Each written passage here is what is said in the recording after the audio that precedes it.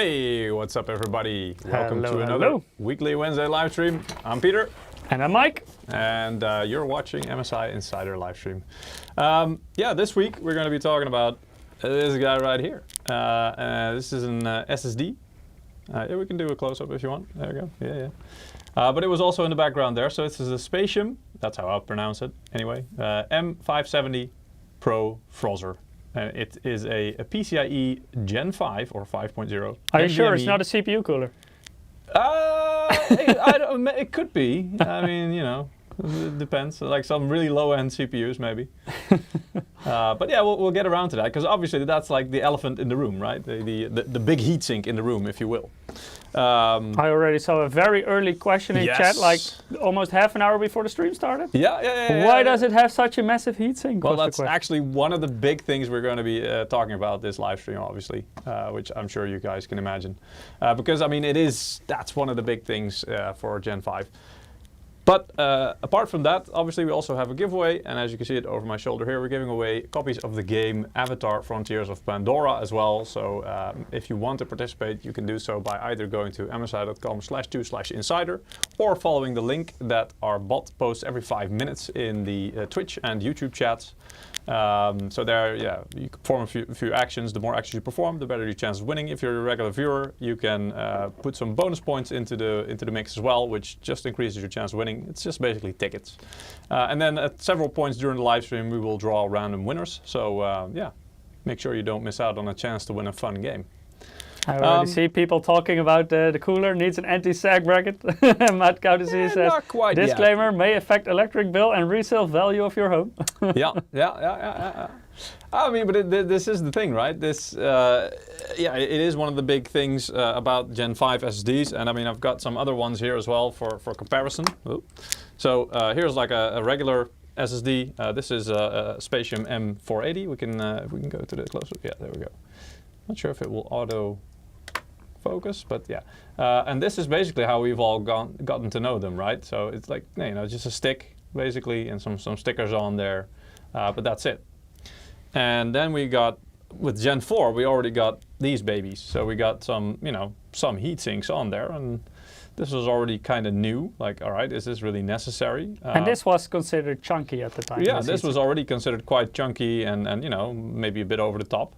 And then we got these. And so, yeah, I'm going to unbox this in a minute as well. But yeah, there's a reason for this. And actually, if you've been watching our live stream for quite a while, we actually had, I think it was around when we launched these, so the Gen 4 SSDs, we actually had a guest on from Phison, who supplies the controllers for, well, almost everybody in the market, including us. And it was their CTO, Chief Technical Officer. And it was a really interesting conversation because he basically also gave us a bit of a glimpse into the future. And he basically predicted this already at that point. He said, look, towards the other generations, these controllers are going to have to deal with higher speeds of pass-through and stuff like that. Or throughput, I think is the term. And so he said, yeah, basically they'll be using more power. And I mean, more power needs to be put into perspective. It's not like, you know, hundreds of watts like a GPU or you know, a CPU of 150 watts or whatever. It's nowhere near that, but still, it's an increase from the previous generation, and that produces some heat, which needs to be dealt with, right? It needs to be dissipated. So that's where we are right now. So okay, let's have a look at this product. So let me start the unboxing here as well. Wait, maybe can I rotate this without having it actually stop? It's a very delicate connector. Don't break on this it. camera. Don't break it. There we go. Okay. While you're unboxing it, I will answer some questions. Sure. So your question, PS5 maximum support NVMe SSD. I know the PlayStation 5 can only go up to Gen 4. Also, it has some restrictions in terms of dimensions. So that's why we have like a special model of the 480. Yeah. And that one is called the 480 Play, and that is specifically designed to fit in a PlayStation 5. So basically, that is the same SSD as this with a heatsink, but the heatsink indeed is not quite as tall, like because this would be a bit too tall to fit in the PS5. So it's actually indeed specially designed heatsink. It's a black heatsink as well that actually fits in the PS5. But it can also be used in a PC, obviously. So if you just want a lower profile heatsink on a Gen 4 SSD, yeah, we also have the M480 Play indeed. Yeah, right. but the M570 Pro that we're talking about today, PCI Express is backwards compatible, so you could technically put a Gen 5 SSD in a PlayStation 5 probably, but it doesn't make sense because it would still work at Gen 4 speeds. But also you get a certain size problem in this situation. Well, like something that could indeed necessitate like handling a Dremel or something on your PS5, which, well, I'll leave it up to you guys. If you mod your console, you may be able to fit it in, but it still will not run at Gen 5 speeds. So the speeds you will see today on a motherboard that actually supports PCI Express Gen 5. Talking already about speeds, I mean, on the box, you can already see it there. I mean, it's like Intel CPU name level of speeds, right? Like the length of the speeds. Yeah, 12400 there is you go. Actually an Intel Core i5 There you go, yeah, a couple of generations ago. But I mean, right? That's, still a pretty decent CPU. I mean, is that a good joke or not? It's not really a joke. But anyway, you know, it looks familiar, but it's like these are very high speeds, right? 11800 we didn't have though. No. We did have 11700 and 11900. But these are huge numbers, right? I mean, Gen 4 went up to about 7,000, or 7 gigabytes per second. But this is 12,400. So that's a magnitude higher than the other ones. Yeah, a lot more. And that's also, with SSDs, you basically immediately see effect by upgrading the PCI Express generation. Of course, the controllers and the flash memory need to support it as well. But in this case, that's definitely the case. With graphics cards, that's a lot different. The latest graphics cards are still on PCI Express Gen 4. And even then, you don't see a huge increase in performance if you put it on a Gen 4 slot compared to a Gen 3. It doesn't. That's the thing, right? It doesn't saturate the speed of the bandwidth, let's say, of the available bandwidth, and that's mostly got to do with other limitations, like the graphics card basically outsourced some tasks like unpacking, encoding, decoding of assets from your PC. It leaves that to the CPU, for example. That's where something like DirectStorage comes in at some point when it really starts taking off, which, then the graphics card, it can also be used to do that because it's way more efficient at it than the CPU. So, I mean, there's like, the way that the things are set up now is basically also taking into account the limitations of that time, which slowly are becoming no longer a limitation and can be bypassed, but that needs time to actually occur. Anyway, very long name, as you can see, though. It's a SPATIUM M570 Pro FROZR. FROZR stands for the heatsink. PCIe 5.0 NVMe M.2 SSD. At the back is some more information. Most important one there is a 5-year warranty. Basically, it's either 5 years or when you reach the TBW, or terabytes written value, which in normal usage, like day-to-day gaming PC kind of thing, you probably won't ever reach. You probably won't ever get close to. But if you use it as like a data center type of drive, and you're constantly reading and writing to it, then that you might reach that value. Other than that, lots of stuff, obviously, that's we're obligated to put on there. But let's get to the inside. Let's get to the good stuff. So inside the box, you will find a package and some booklets, obviously. This might be useful if you're not really familiar with how it works. Some regulation stuff. And then the thing itself. And I mean, you might be wondering, well, where's the SSD? All I see is the heatsink. You're right. So when we take it out of the box, it's quite well secured in there. There we go. So, believe it or not, this is an SSD. This is what we call an SSD these days. But it is Gen 5. And so this whole part here is heatsink, and then really like jammed in between here you can just see that's the M.2 key, the M.2 connector, let's say. Sarge T says on Twitch chat, compensated for something, huh? Well, that's the thing, right? We kind of want to, because indeed, some people I read there was just saying, like, at what point does this just become like an EP contest, right? Like, oh, mine's bigger. But this live stream, we also kind of want to give you some context as to why this is actually necessary. This is not something that is just like, oh, we need to make it look big and impressive. impressive because then people will think it's faster. No, that's not really what's going on here, actually. Marcus Aurelius says, I hope it's not a QLC drive. No, it is not. No. Adolix was asking on YouTube chat, will it fit in a micro ATX rig? Of course, it depends on the exact micro ATX motherboard, but micro ATX motherboards in general tend to have one M.2 slot positioned higher than the primary PCI Express slot where you would usually put your graphics card. In that case, it would usually fit. Of course, also depends on the CPU cooler. If you have like a huge tower cooler, for example, on your CPU, then it may overlap the primary M.2 slot. And in that situation, of course, you can get mechanical issues. Yeah, we can. I mean, we can take a look here. Actually, what I've got here, and I'll see. I mean, we're gonna try Irion again to see if it works. It did work while testing it. Can you switch to it? No, you don't need to do anything there. Should just work switch. right away? Yeah, there you go. Ah, there we go. Yeah. There you go. Oh, yeah. Oh, okay. What you need to do there is just double click on Irion in OBS, please. Okay. And then just double click on it. Yeah, there you go. And then just take the FPS custom stuff from that one, and just switch it to 60 or something, and then switch it back to match output. Oh, this works. I'll just switch it back because it will work then as well. Anyway, so just wanted to show you guys the rig that we're using today. Firstly, just out of pure information. Secondly, look at that. We have a really nice 4080 Super Expert card. We got our hands on one for today, so we kind of wanted to show it as well, just because it looks. I think it looks really nice.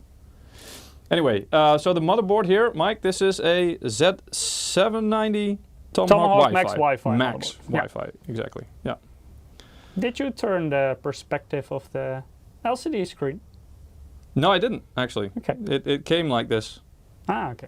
It's something you can set in MSI Center. You can switch the perspective, so you can also turn it like 90 degrees. Yeah. But anyway, so what is important here, and we'll see that later on, is this is the slot I will be using for the Gen 5, because this is the only Gen 5 slot on this motherboard. There are more SSD slots on here, so here's one, and I believe underneath the graphics card is one. But those are Gen 4. So I have another SSD in there, which is actually the OS SSD that we will, or the one that Windows is installed in, which is actually one of these, but I believe a 2 terabyte version. Focus.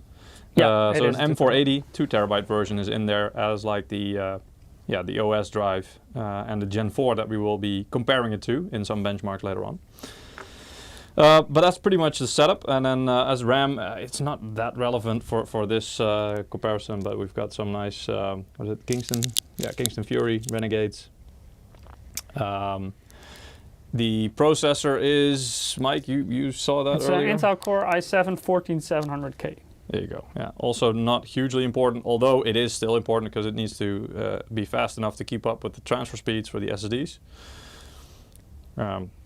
Anyway. So later on we will also talk a bit about the different possibilities in terms of platforms that can support it. Yes. Yeah. We'll give you a bit more information, a bit more context about that. But, and of course you can run it on older platforms as well, because of the backwards compatibility of PCI Express, but you will run it at lower speeds than it is intended for. Indeed, indeed. All right. Anyway, and I'll just I'll give you a little bit of enjoying that massive, really nice looking graphics card as well.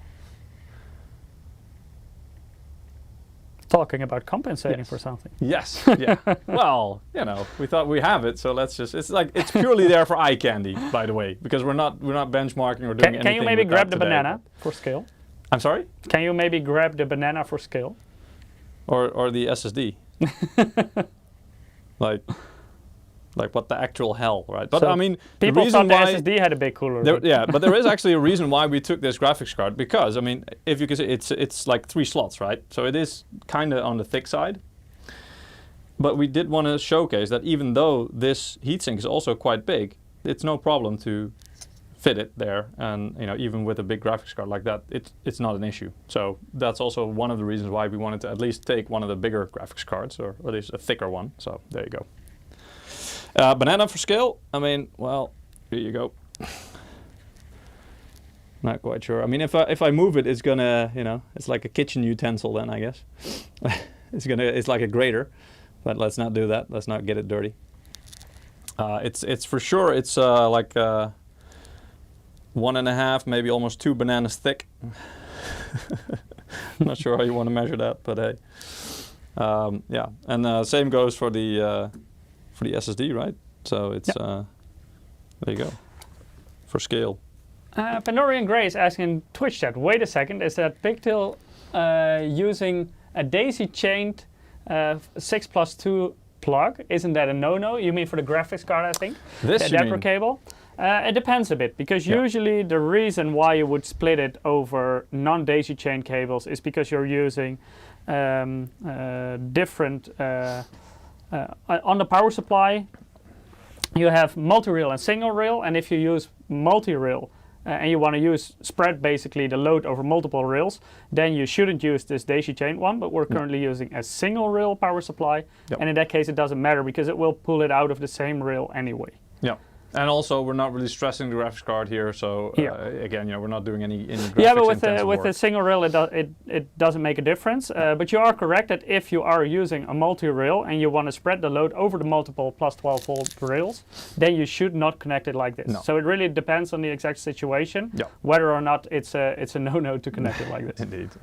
Okay. Anyway, so let's switch back to the normal view, and I can start conserving my phone's battery life a little bit again.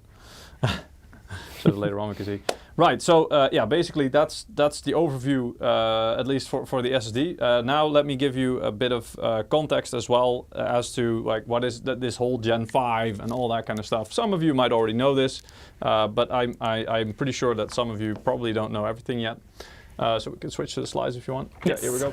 So we made a nice overview here, PCIe generation overview, and as you can see, Gen 3, it wasn't that long ago when we had Gen 3. I think the first generation of M.2s that were introduced like a long time ago, what was it, Z97 or something, right? That was Gen 2 still. Yeah, so that could even have been Gen 2 back then still. And on like Z170 we got Gen 3.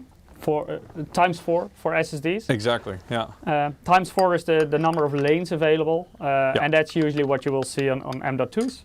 So on graphics card, for example, X16, 16 lanes is the most common one. There are some graphics cards that, for example, use 4 or 8 lanes as well. But M.2 SSDs tend to use 4 you might be. Some people might be wondering, like, what the hell does PCIe have to do with this? That's for graphics cards, isn't it? Well, actually, it uses the same type of lanes basically for bandwidth for data transfer. Basically the interface that you're using. Exactly. Yeah. So that's why it's PCIe, because it uses the same spec and it's technically the same thing. It's just used for a different purpose. Anyway, so Gen 3 technically could get up to 4,000 megabytes per second or 4 gigabytes per second.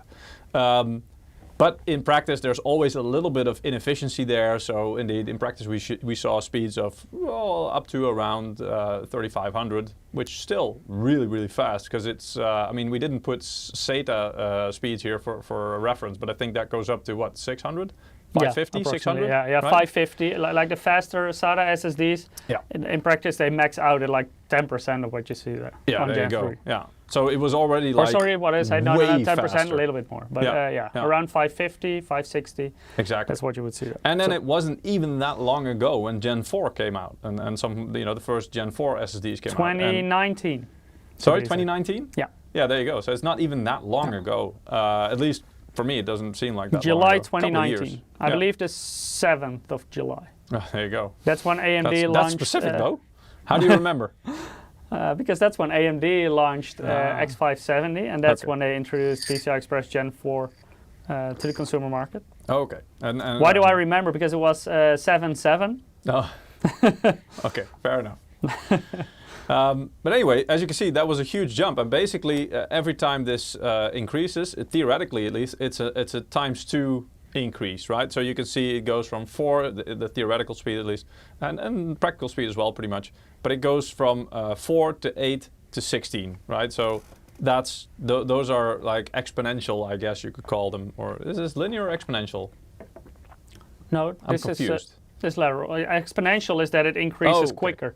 Okay. Anyway, it's huge. It's a very big increase.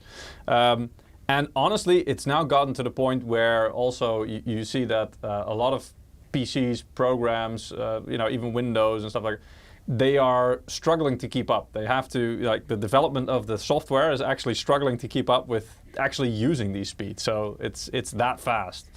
But this just to give some context of what you can expect out of this. So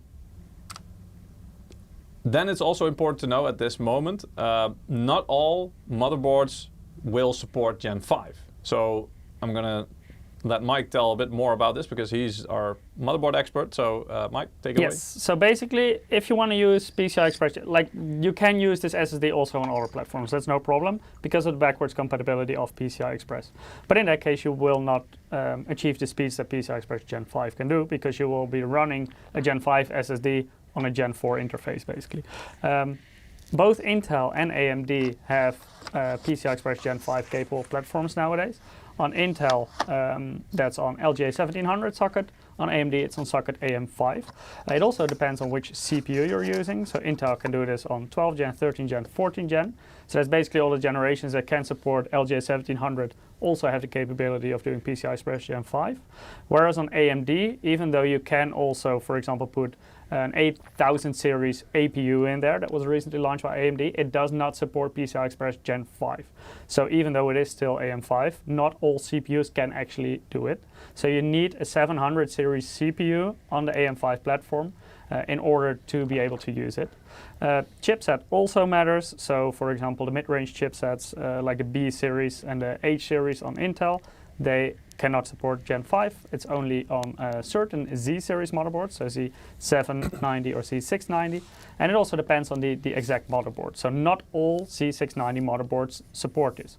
Because also on the motherboard side, you need to build the support in. So more entry-level Z690 and Z790 motherboards, for example, will not have a Gen 5 slot, whereas the higher-end models will usually have it.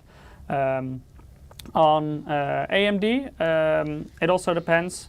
X670E, X670 and B650E will basically always have Gen 5 on the M.2 slot. B650, it depends very much on the model. So the higher end B650 motherboards do support PCI Express Gen 5.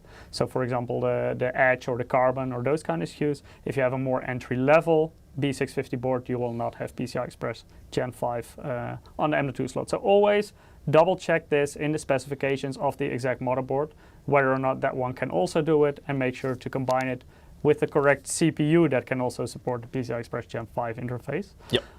On the right, you see an image of the motherboard that we're using here today. Yep. So that's the MAG Z790 Tomahawk Max Wi-Fi.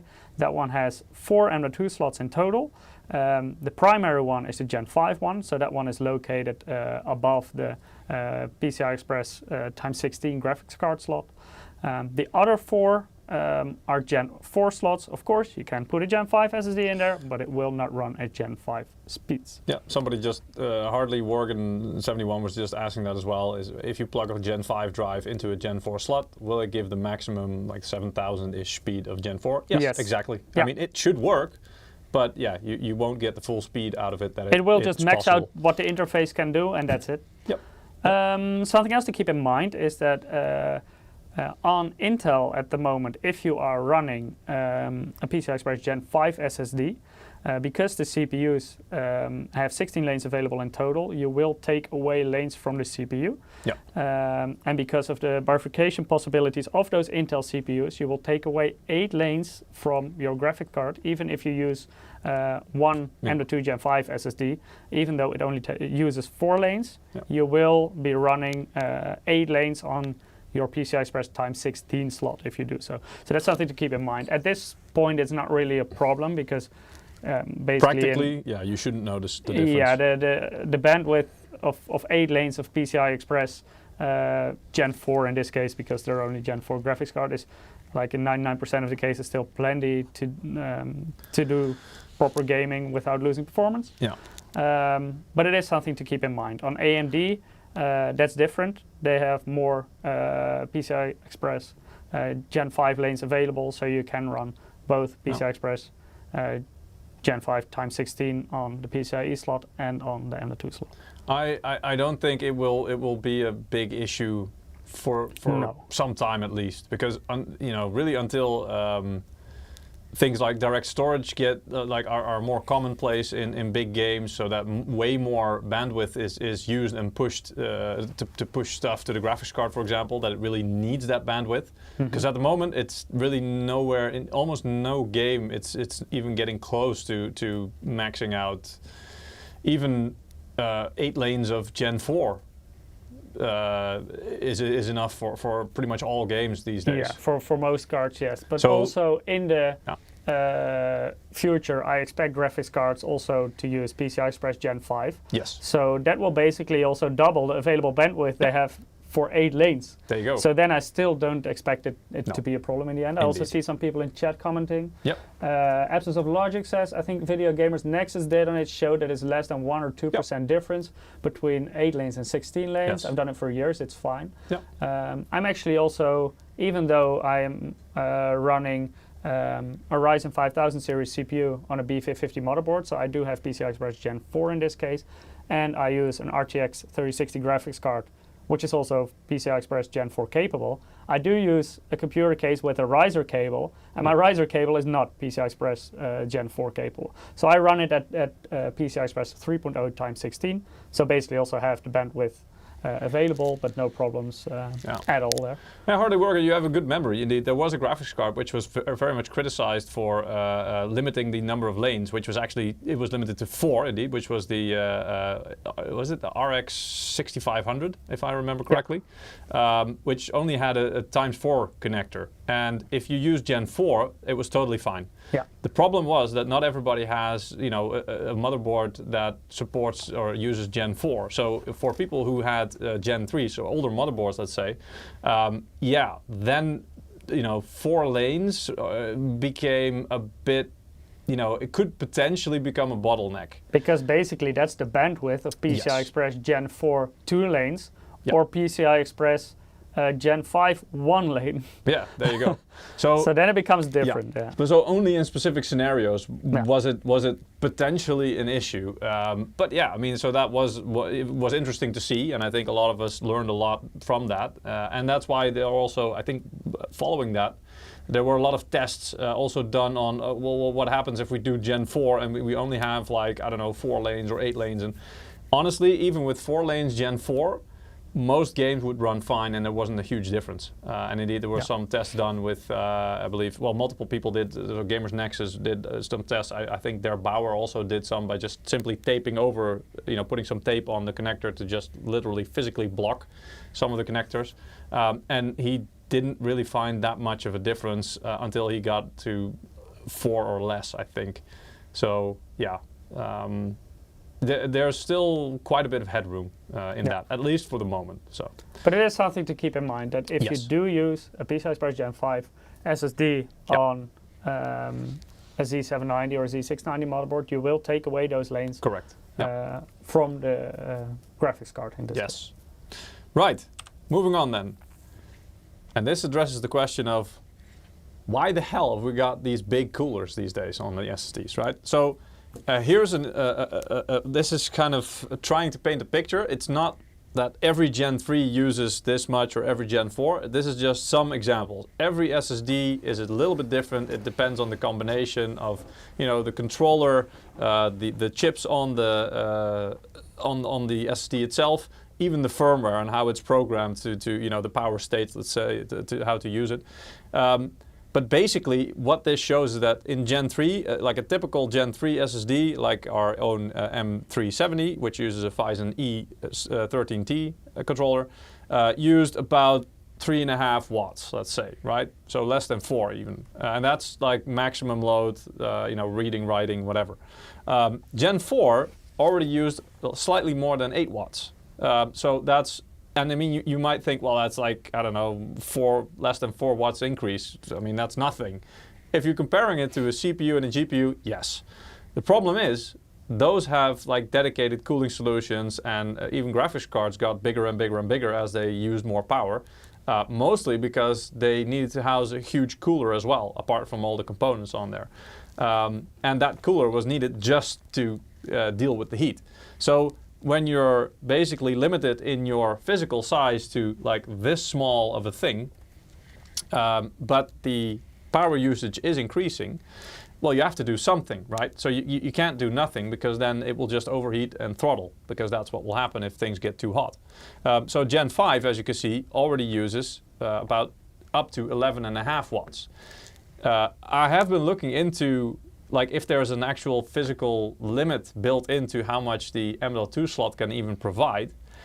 It's not entirely clear at the moment, but it looks like it's, you know, we are approaching actually the limit of the current power that can be provided through the M.2 slot, which is around the 12.5 watts, it seems.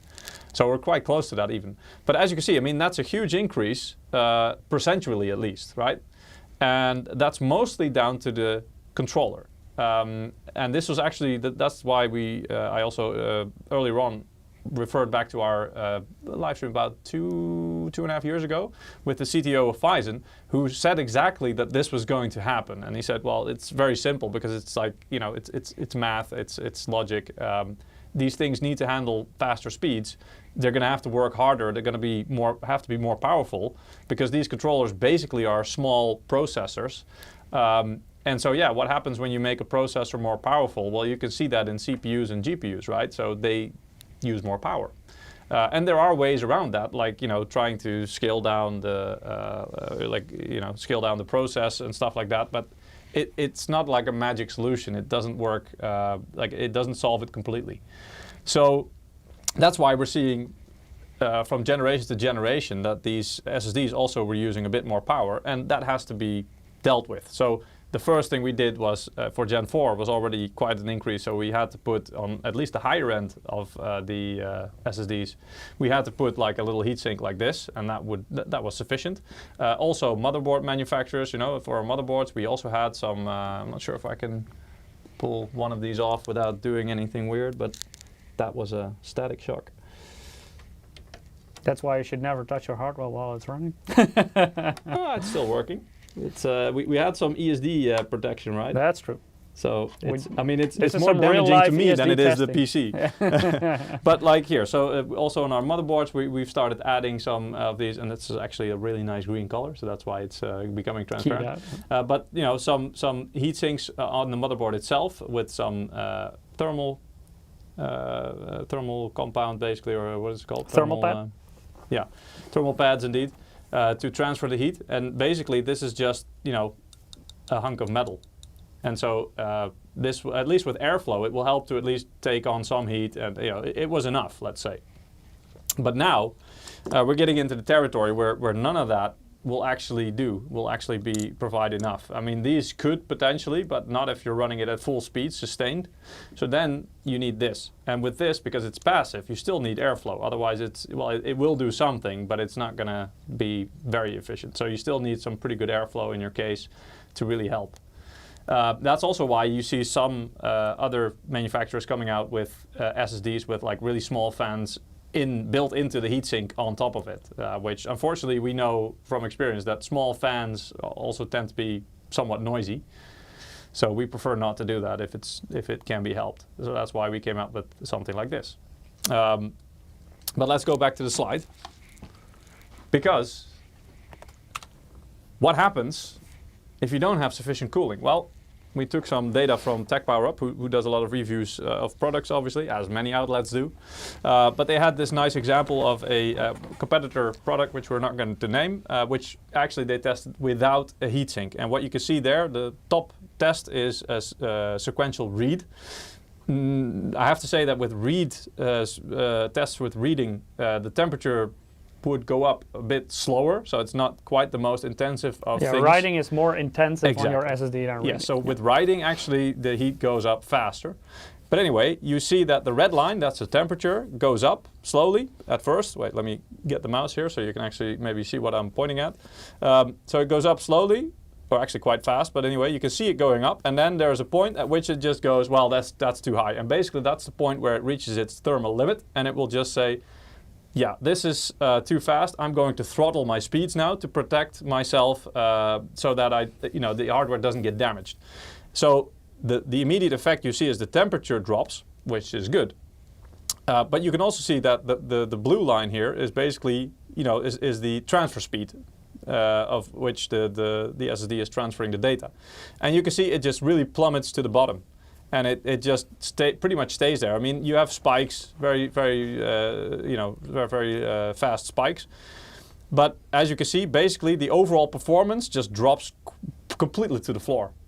So basically, you're stuck with maybe, I don't know, Gen 2, Gen 3 speeds. It's not that much faster than a SATA SSD at this point, at least on average. And so that's what happens if you don't have sufficient cooling. Same with writing, but actually even more. It happens even faster. It's even faster, yeah. Exactly, because you immediately, it hits that thermal limit because it just asks much more of the controller. And so it immediately jumps to that thermal limit, and then it just says, yeah, nope, I can't do this. And then, the write speeds just plummet to the floor and basically just stay there. So that's why you have these coolers, because what happens when the same test was done on our M570 Pro with the heatsink is you can see the red line steadily goes up, but like the max it reached here was about 40 degrees. So it's less than half of what it reached instantaneously pretty much.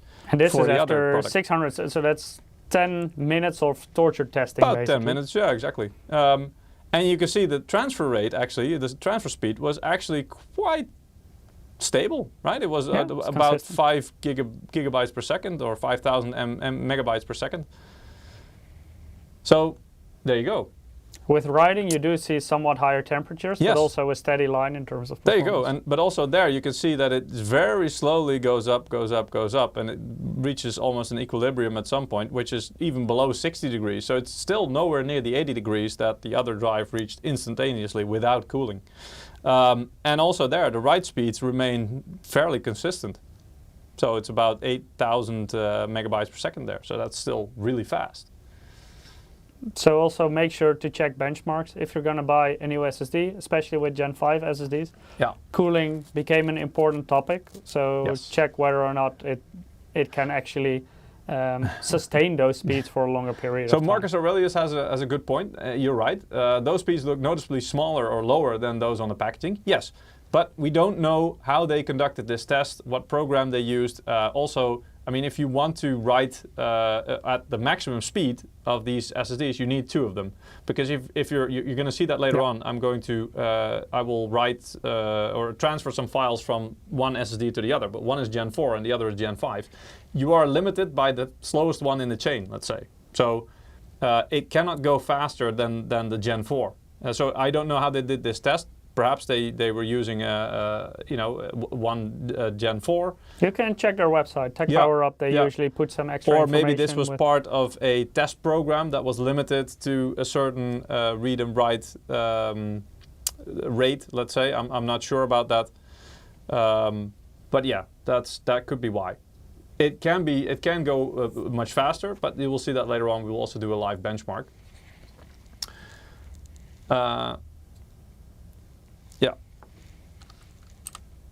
So I also want to just very quickly highlight to you guys what an SSD is made of. What is an SSD? Because essentially it's quite simple in terms of it basically has 3 basic components, and some SSDs only 2 of them. So all of them have the controller. So in our case, on this drive, it's the Phison E26 controller. Most SSDs also have DRAM. Now DRAM is a cache file, so basically this helps to speed things up. And then the third component is the NAND. And the NAND is where the actual storage takes place. So you could see that as like the warehouse, right? This is like the hub, and this is the thing that steers everything, that tells everybody, like the office that it gives instructions to everybody. And or the forklift that's moving everything around. Well, something like that. Yeah, yeah. I mean, however you want to say it. But anyway, so the NAND is actually where the storage takes place. Yeah. And so you can see that this is one side of the SSD of the top, and then on the bottom that's actually the back side of the SSD. And what you can also see there is at the beginning when the first M.2 SSDs came out, they only had storage like NAND modules on one side of the SSD. Everything was on one side. But as the capacities grew as well, like we got to 4 terabytes, whatever, you know, they started putting the modules on the back of the SSD as well, which is why on some cases you can see that on some of the first motherboards, you could mount the SSD and they only had like a thermal, a heatsink at the top, let's say. But with later motherboards, you will also see that actually they also have some thermal pad at the bottom, which you can also connect your SSD to. So basically to help cool the modules at the bottom. Yeah, usually the lower capacity SSDs are single-sided, so they only have the chips on top of the SSD, whereas the larger capacities, because you simply need more physical chips on there, are usually double-sided. Yeah. And indeed, like Peter already mentioned, some motherboards have double-sided cooling possibilities on them as well. And in this case, the cooling solution on this specific SSD is also kind of a double-sided cooling solution, right? It is, yeah. I can show that later on. But what I also want to mention is that actually there are some SSDs out there without the DRAM part. I mean, they are still quite fast, but let's say their burst speed, so basically the short-term speed that they can achieve is much lower overall. So they're still quite fast if you compare it to a SATA SSD, for example. But like, the SSDs with the DRAM included, they actually can have way higher speeds, especially if you're talking about programs that you open regularly, let's say, because they will be cached in the DRAM, which is faster than the NAND. So yeah, that's a difference, and that's also why on the, let's say, more premium SSDs, the faster ones, those will be the ones with the DRAM, and the cheaper ones can actually come without DRAM. So if you want to make sure that you get the best speeds out of it, probably you need to look into that as well, and you will notice that difference exists. Action Bro is asking, what part is getting the hottest, the controller, the DRAM, or the NAND? Great question. The controller. Yeah. I mean, the controller is basically like, compare it to your motherboard, right? If this is your motherboard, your controller is your CPU. Let's say, right? That's the thing that steers everything. The DRAM you can see as your RAM modules. So yeah, they get hot as well, but not even nearly as hot as the CPU, right? I mean, they do have heat sinks on DRAM modules these days, or on RAM modules, but it doesn't need active cooling in most cases. I mean, there are some extreme cases where, at least in the past, I've seen it, but that was a bit over the top. And then the NAND is basically your storage module, your hard drive or whatever. I mean, those things never needed any cooling in the past, right? So that's basically the easiest way to see it and to compare it to. So basically, your controller is the thing that heats up the most, because that has to do the most amount of work.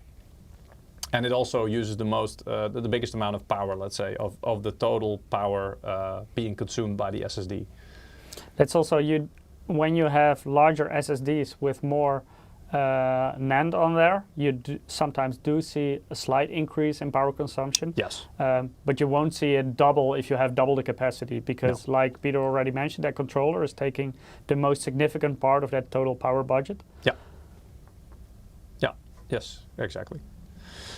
So yeah, just wanted to explain that, because then I think if you know this kind of, also one, because it's simple, there's basically only 3 components, and secondly, because then it kind of helps you to understand, why things are going in this direction and why we have these heat sinks now. Because as you can see, I mean, the SSD itself is already quite small, but the controller on that SSD is even smaller. So as you can imagine, that if the controller is the thing, like the chip that is going to use the most power, that's also the thing that's going to output the most heat. But it's tiny. And therein lies part of the challenge. How do you get this controller cooled? Because on a CPU, you already have like a dedicated cooling solution, right? Which is an active cooling solution most of the time. On a graphics card, it's the same. Like the whole graphics card is pretty much built around also trying to make sure everything stays cool, and that GPU stays cool. And size of the chip also matters a lot here. When you think about CPUs, for example,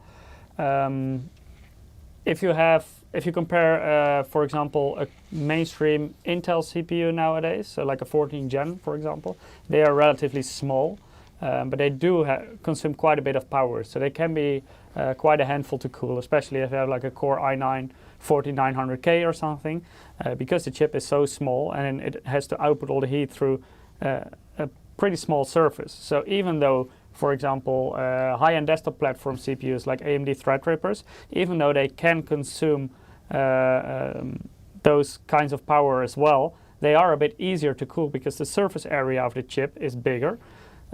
So you have more area to dissipate the heat from the chip to the cooler, which makes it a lot easier to cool a chip if it's physically bigger. Yeah. Exactly. And I mean, some interesting questions. So Pandora and Gray saying, could they not use multiple controllers or multi-core or something, basically to physically spread it out along the SSD surface? Interesting idea. I don't know. I'm not an engineer, so I don't know the exact answer. But just looking at it, I would say no, because the space you have on the SSD physically is already that limited that you don't really have much opportunity to you know, spread things around or like rearrange things to do that, to create It's kind of space. what a heatsink already does, spreading it out, but Yes. you will always have to go from the area of that chip to that heatsink as well. Yeah, and like Action Brother is also saying, indeed, I think it makes sense that the controller needs to be close to the pins, because that's the first point of contact, let's say, right? That's the first thing that needs to tell the rest of the SSD what it needs to do. So yeah, if that's at the back, it could potentially introduce a bit more latency than is needed. And it's also a bit, you know, you need traces kind of going around everything first to get to the controller and then moving the other way. So that would probably also require some space in the PCB. Anyway, so yeah, it's a difficult solution. It's an interesting thing to think about, but at the moment, yeah, I don't think they see a possibility to do that. Pandora and Gray says, I would just make one longer SSD or design new boards for that new standard. Well, basically, M.2 standard, it already offers a longer option. Yeah. This is a 2280, so 22 millimeters in width and 80 millimeters in length. Yes. That's like the most common for consumer class SSDs, but you can also get 22-110, so Yeah. 22 with 110 millimeters in length. That's what you, for example, more often see in like enterprise solutions, like servers and stuff. So those are physically bigger, but still the controller chip doesn't get any bigger. So you do have more space for more NAND, for example, but the controller chip is still that small area, so that wouldn't really solve that option. No. You would also need like a physically larger controller in order. Can you scroll up a bit? Because I saw somebody saying, yeah, there you go. GigaChad Gogo said, I've heard that using a cooler that spans both the controller and the NAND, while the controller is being cooled significantly, the NAND ends up being passively heated due to the cooler touching both the controller and the NAND. Is that a concern? I'm going to say yes, that's probably the case. Is it a concern? No. As long as you stay way below, I mean, the NAND I think is rated to go up to like what, 90 degrees or something? Yeah, it maybe can 100? sustain quite high temperatures, and Exactly. because the heat output of the NAND itself is not very high, you do have quite a bit of room to play around there. That, and I mean the controller needs to, I think the controller actually, max temperature it can reach is actually lower than that of the NAND. So is it a concern? No. Because the controller will basically throttle things down way before it even gets to a level that might be considered a concern for the NAND. And secondly, you might think, well, what kind of a design is that? I mean, you're passively heating the NAND chips. The same can be said for anything inside your whole PC, right? Having a graphics card in your PC is passively heating everything in your PC, technically speaking, right? Which otherwise would not be given that ambient temperature. So it's kind of like a trade-off that happens, but you do need the heatsink to be a certain size, because the bigger surface area you can make the heatsink, the more efficiently you can, the more heat you can disperse of. So that's an important thing. And so it's a trade-off, but trust me, we wouldn't be doing this if it was actually a concern for the NAND. So good question, not a concern. Skeets is asking, I want to see what kind of temps this has. Can you maybe go back to the test from Tech Power Up? I can, but we will do a live benchmark later on as well. But here you go. In their testing, at least, the reading, which again was the least taxing thing, it went up to about 40 degrees, and with writing, it almost got to 60 degrees in like 10 minutes of running this torture test.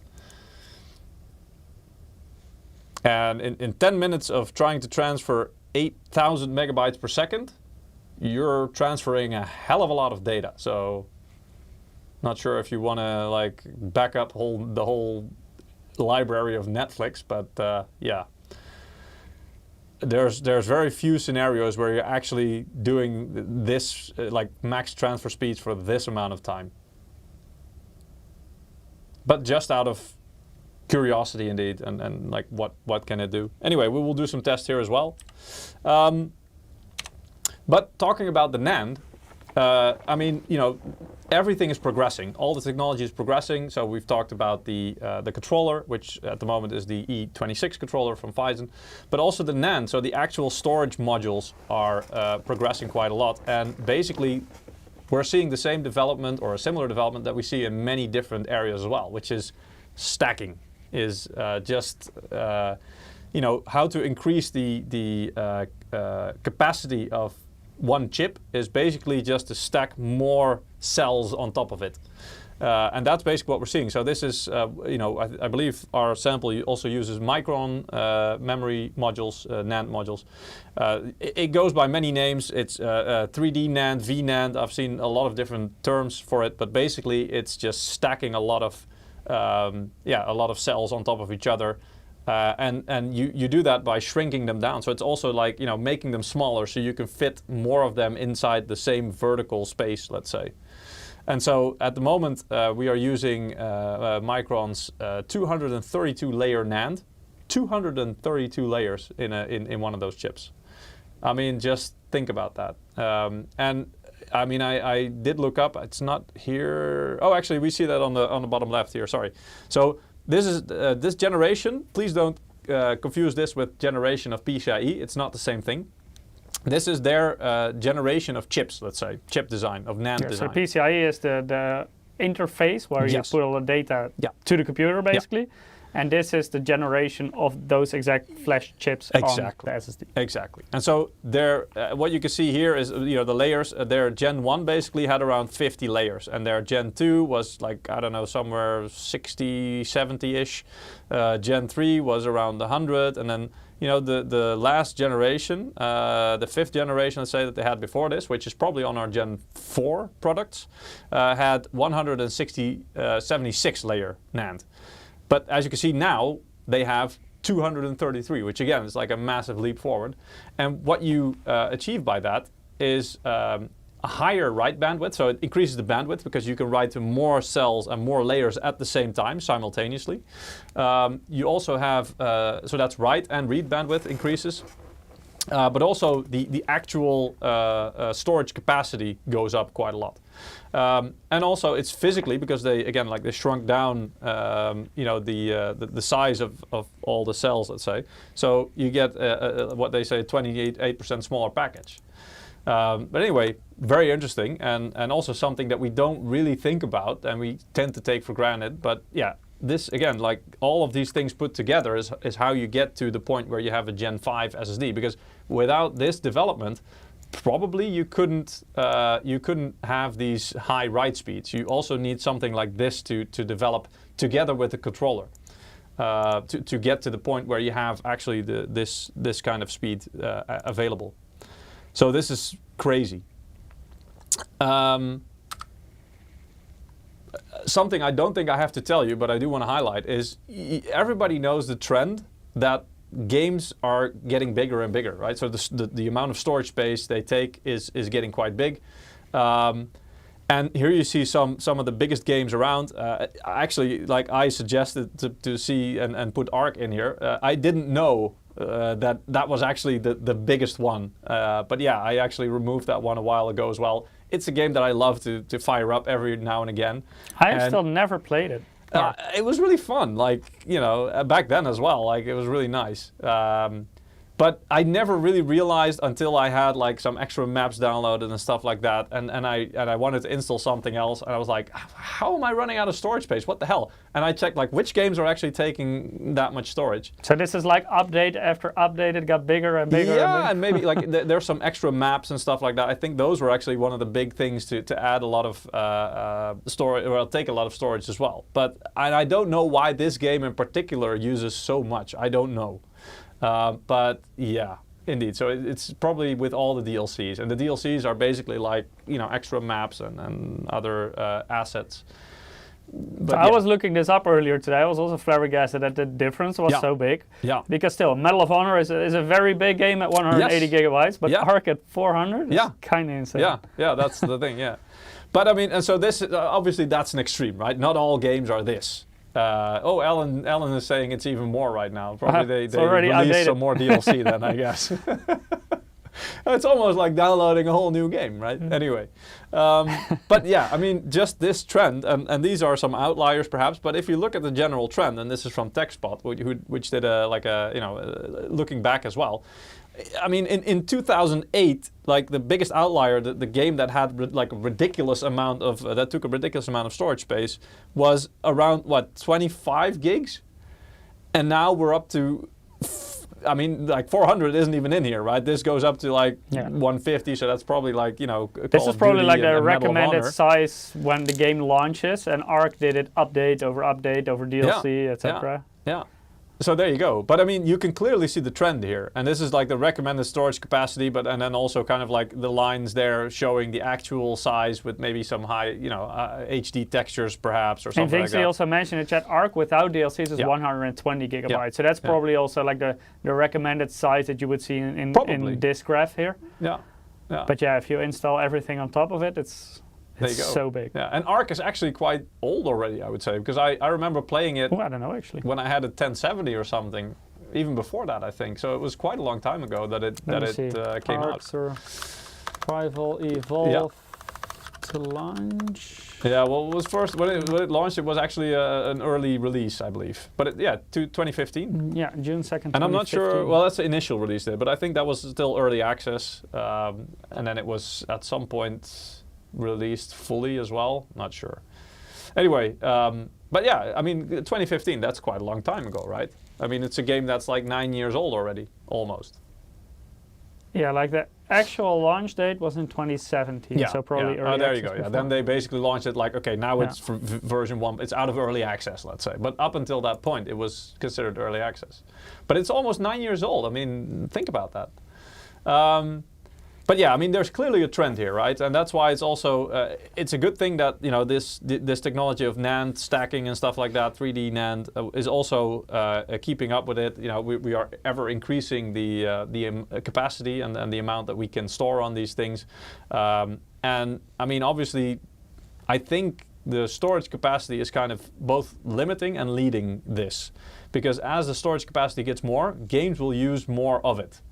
So it's like a bit of chicken and the egg story. But I mean, it's the same everywhere. It's like graphics cards as well, right? If graphics cards become more powerful, developers will create games that are actually able to use all that power, and also with, I mean, we're still playing catch up when it comes to CPUs, right? We've got so many cores these days.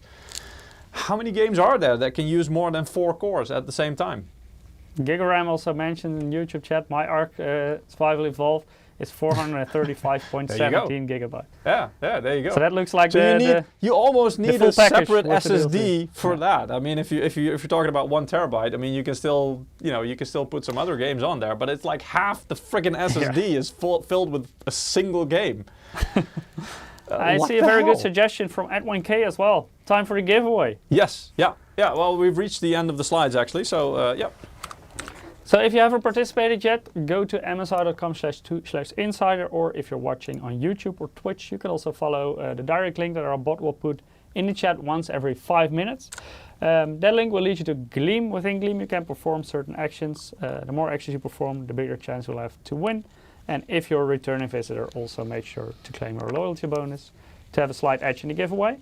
And then we go to our first winner of today. Peter, I will make this a little bit bigger for you. God, do I need to say it? Yes. M.2 That was a great pronunciation. Congratulations. MPTion. MPTion. Yeah. Congrats. You won the first game code for Avatar Frontiers of Pandora. Congratulations. Congrats. Please keep an eye out on your mailbox, then we will email the code to you in the coming days with some instructions on how to redeem it. Nice. And we hope you enjoy it. Yes. Congrats. If you haven't participated yet, make sure to do so. If you're already signed up, no need to do anything else because you will automatically be included in the next drawings as well. Indeed. Okay, so what I'm going to do now is I am going to shut down this PC because I'm going to put this bad boy in there. And unfortunately, M.2 is not really hot swappable, so it's not like USB. If you put it in there, probably best case, it's just not going to recognize it. Worst case, it might cause some problems. Not sure what, but. And while we do that, let me just show you where I'm going to put it as well. There we go. With let's try the Irion webcam again. Is it gonna? It's probably gonna flip out again. It's kind of green at this point. It is, yeah. Let me see. Am I on the right? Yeah, I'm on the right network, so that shouldn't be. Oh, yeah. Oh, there we are again. Let me again. see. Yeah, I know how to fix this now. Yes, yeah. Yeah, just, there you go. Oh. Hello? Yes. Oh. Almost, yeah. Almost. Let's switch it again. Let me try again. Hello? Yeah, oh, we have a little bit of latency. Anyway. So here we go, and I can actually zoom in here. Oh. As you can see, what we've done here is We're stuck. Oh, it stopped again. Oh, okay. Well, you can see here that that's the M.2 slot, actually. I actually already... You see how good Peter is at holding it steadily. Oh, very, very good, yeah. I already took the heatsink off. Yeah, it's freezing every now and again. Okay, during testing it worked better. I had hoped that's that always it would the case. hold In up testing better. it works fine. Exactly, as always, yeah. So I've already took the heatsink off of the motherboard because obviously we're not going to use that. That would not be sufficient for the Gen 5. But what I've also done, oh, it's green again. Let's go here. We could try that, but I don't think I can actually show. But what I've also done there is at the bottom of that M.2 slot, there was also some thermal pads mounted, let's say. Maybe you can show it on the heatsink, because on the top one you can also see it. Sorry? Can you grab the heatsink? You can, yeah. I mean, so there's a thermal pad there. It's also on the bottom because it's a double-sided M.2 Shield FROZR on the motherboard. Yeah, but because this SSD, I mean, as you can see, this is the actual PCB here. And then at the bottom, as you can see, there's a bit of space here. And so there's like a metal casing. And in between the metal casing and the SSD itself, there's also some thermal padding. But that means that it takes a bit of extra space at the bottom. And the thermal pads that are pre-installed on the motherboard heatsink on the M.2 slot actually would basically mean I don't have enough space. So I had to remove them to have enough space for this SSD. No problem, you can remove it without big consequence. And then now I'm just going to put it, install it in here. GigaRam says, I know someone took out while the system was powered on and it killed his M.2 drive and the M.2 slot. Yeah, there you go. So that's why you shouldn't do that. Yeah, don't do that indeed. Just switch it off. Exactly. Take off the power, preferably. Exactly, we put it in, and then because of the heat pipes, I actually have to use like a little stick to secure it in place. Like we don't have a screw on this motherboard to secure the M.2 in place, but it's like a little, how do you call it? Easy M.2 clip. There you go, it's a clip indeed. But you have to rotate it, let's say. But because it's right in between the two heat pipes, like my fingers don't fit there. So I'll just use something, thin and pointy. So basically what Peter is saying is that his fingers are too thick to reach it. Hell yeah. Too many hamburgers. Yeah, not sure about that, but yeah, pretty much. And so now we have it installed. I'm not sure. Should we try Irion again? Just one more time? Sure. Let's see if it works. It's very green. Oh, I'm gonna try the trick again. Yeah, or maybe change the resolution. Maybe that helps. Just go to full HD. You need to resize then if you're gonna do that. Maybe in Irion itself, or let me go back. Restart the application. perhaps. It's in the taskbar on the far right. Ah, there we go. That one, yeah. Maybe just close it and restart it.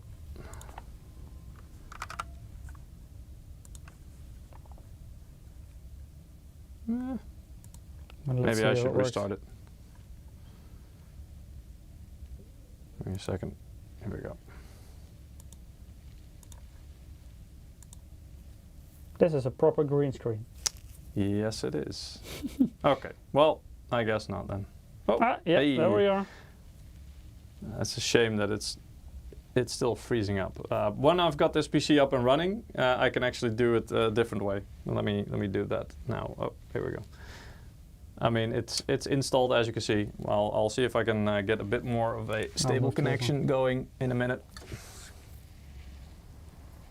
And I'll do that through screen copy, as it's called. But the PC does need to be running for that to work. Nowhere are you going to doing that install with it in a case. How do you mean? I think Alan means like installing it while the system is already in a case. So for example, upgrading the SSD with this one. No, you can. Yeah, I would say it is doable. It is easier when you take out your graphics card. Exactly. It makes it a lot easier to reach it, but that's quickly done as well. But I would say it is doable. It's definitely doable, yeah. But of course, if it's outside, always easier because you can reach everything easier.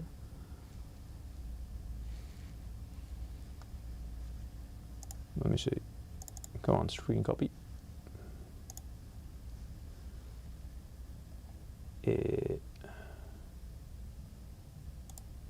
Why is this not working?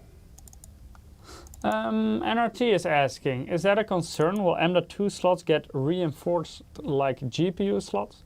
I think at this point it's still fine. It's not overly heavy, not at all close to what a GPU weighs nowadays. No, indeed.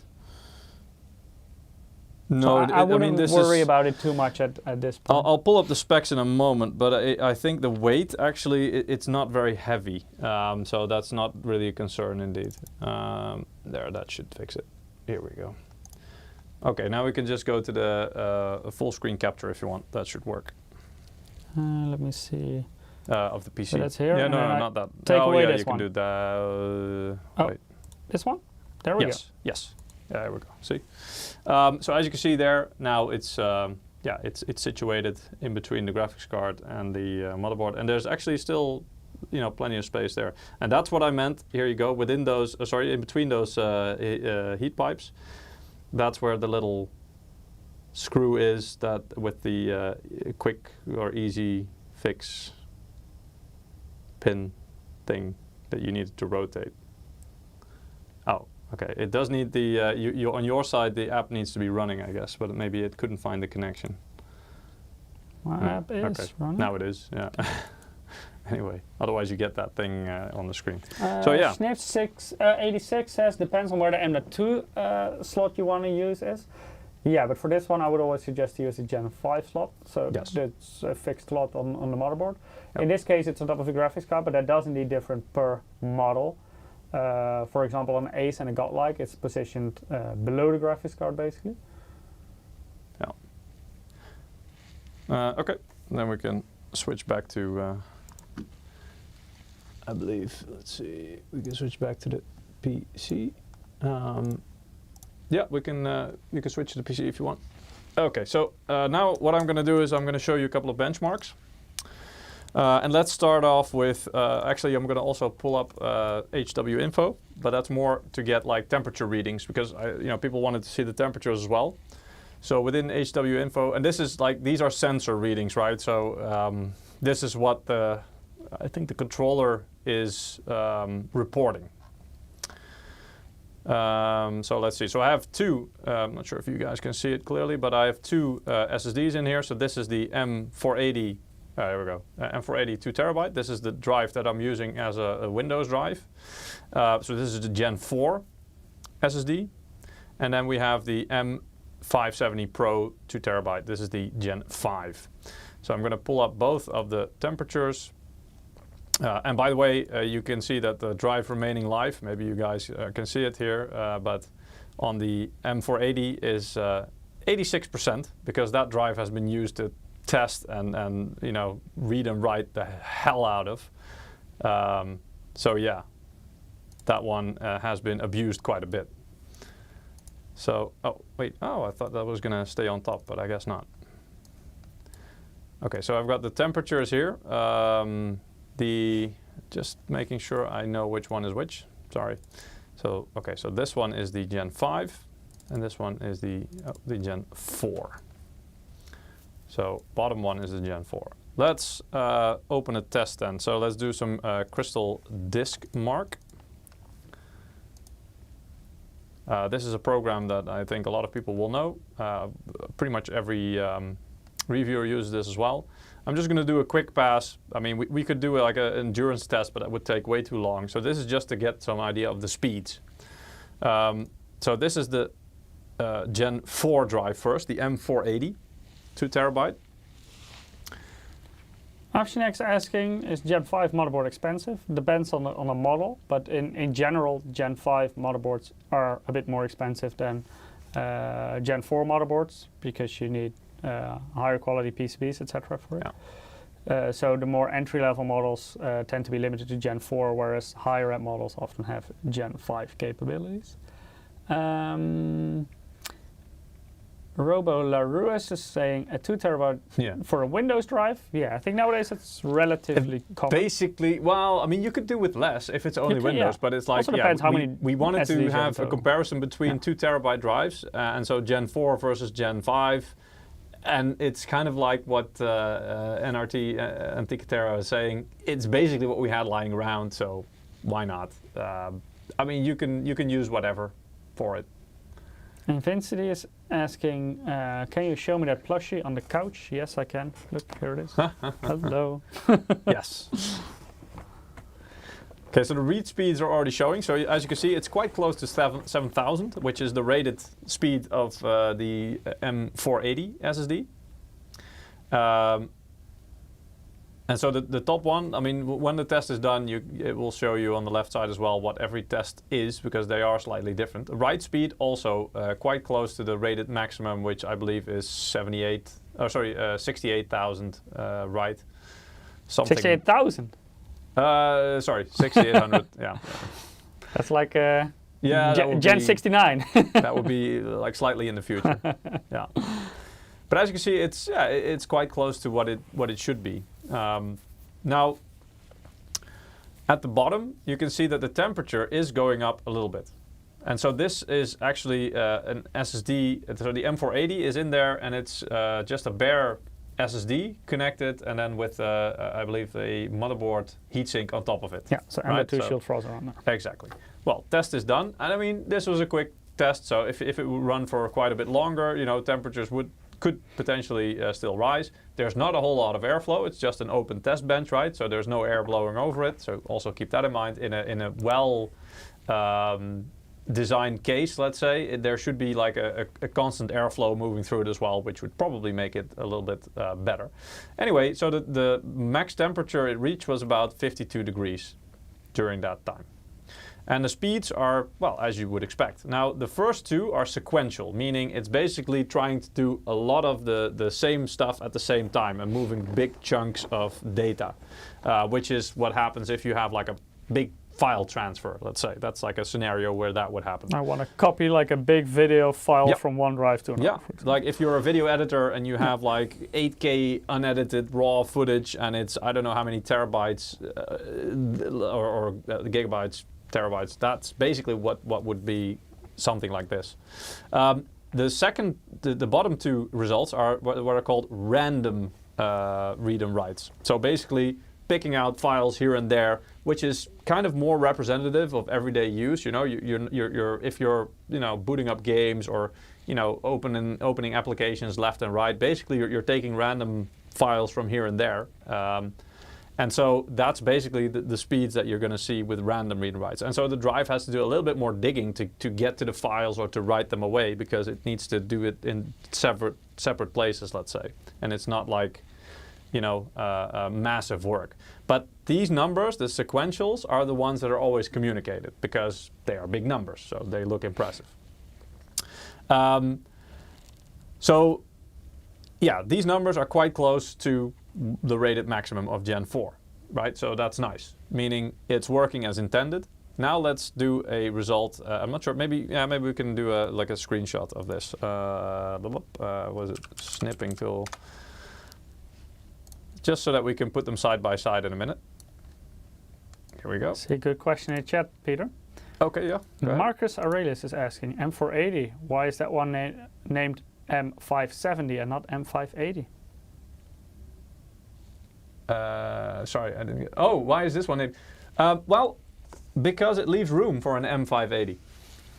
And actually, if you remember the slide, you see there is still some space in the Gen 5 interface spectrum. Yeah, yeah. So if Phison launches a new controller that can reach even higher speeds, that is still an option for not just that, but also if you've paid attention, I believe on CES, I believe that there was also an M580 on display, which had slightly different cooler. So it's actually, that was with a heatsink, a tower cooler still. So this is also a tower, let's say, but with a fan strapped to it as well. It's not available yet. It's not on the market yet, but you know, there will be an M580 at some point. Yeah. And so the first number, so M stands for M.2, 4 in this case stands for the generation, so M480, M470, that's Gen 4, M570, Gen 5. And then the second pair of numbers, or the last two pairs of numbers basically, are basically the positioning. So the different if you have an within, M480, that should be faster and it's higher in positioning than an M570 or an M560. So basically the higher that middle number, let's say, the faster it should be. And basically we're using the same logic that, for example, NVIDIA is using and Intel and AMD as well, right? So bigger number means higher in that case. So you have like a generation number and you have the actual performance number or the positioning number. Yeah, DiskMark can save images itself in the file menu. I know.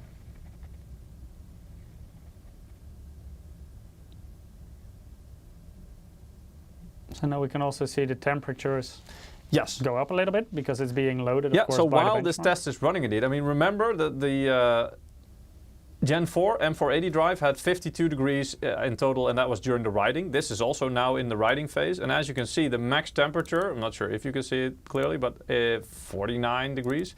And again, like this is without any active airflow. This heatsink is still kind of depending on, or at least it works best if there is air moving through it. And at the moment, it's just standing there static. There's no fan blowing at it, so if there would be a fan and some airflow in a case, it would actually be even better. But you can already see that despite it using quite a lot more power as well, which we already stated, it's nowhere near getting very hot, right? So it's really staying cool. And so here we can see that the numbers, and I'll pull up the other numbers beside it. Here you go. So on the left side was the M480, the Gen 4, and on the right side the M570 Gen 5. So there you go, right? So you can see we went from about 7,000 to over 12,000 megabytes per second. And then the writing also almost 11.6 thousand megabytes per second from 6.7. So a huge increase. Also, the random, actually, well, the random thing is, it becomes a bit similar. And it's still, there are some differences there. As you can see, the Gen 5 actually random 4K and then, what is it, I think Q depth, yeah, Q depth 1, which is mostly what you get from applications. It's quite a bit faster. Writing, that's also a bit faster, but Q depth 32 is actually a bit slower. And this is actually also because of the whole, I think, at least as far as I understand, it's also because of the more layered NAND means there's more stuff that, if it's more Q depth, means it's also, it has to look deeper into the NAND to write stuff away and to get the stuff it needs. Meaning, let's say if your warehouse is bigger, it's also going to take potentially a little bit longer to find the things you're looking for if you're looking for random things that are scattered throughout the warehouse, right? So that's potentially a drawback of having more capacity and more layered NAND, which is something that you're unlikely to notice because again, like QDEP32 is something that's not really representative of your everyday use, right? QDEP1 is, so there it's actually a bit faster, but I hope that kind of provides some context as to why the numbers are as they are.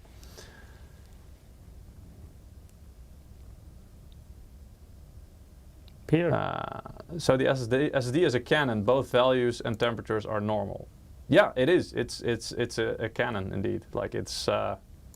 Peter. Yes. Do you know what time it is? Is it giveaway time? It is. Oh, all right. So if you haven't participated yet, make sure to do so. Go to msi.com/2/insider or follow the direct link that our bot puts in the Twitch and the YouTube chat once every 5 minutes. If you have already participated, no need to do anything else. And our next winner of a game code of Avatar Frontiers of Pandora is Peter. The honor is all yours. Oh.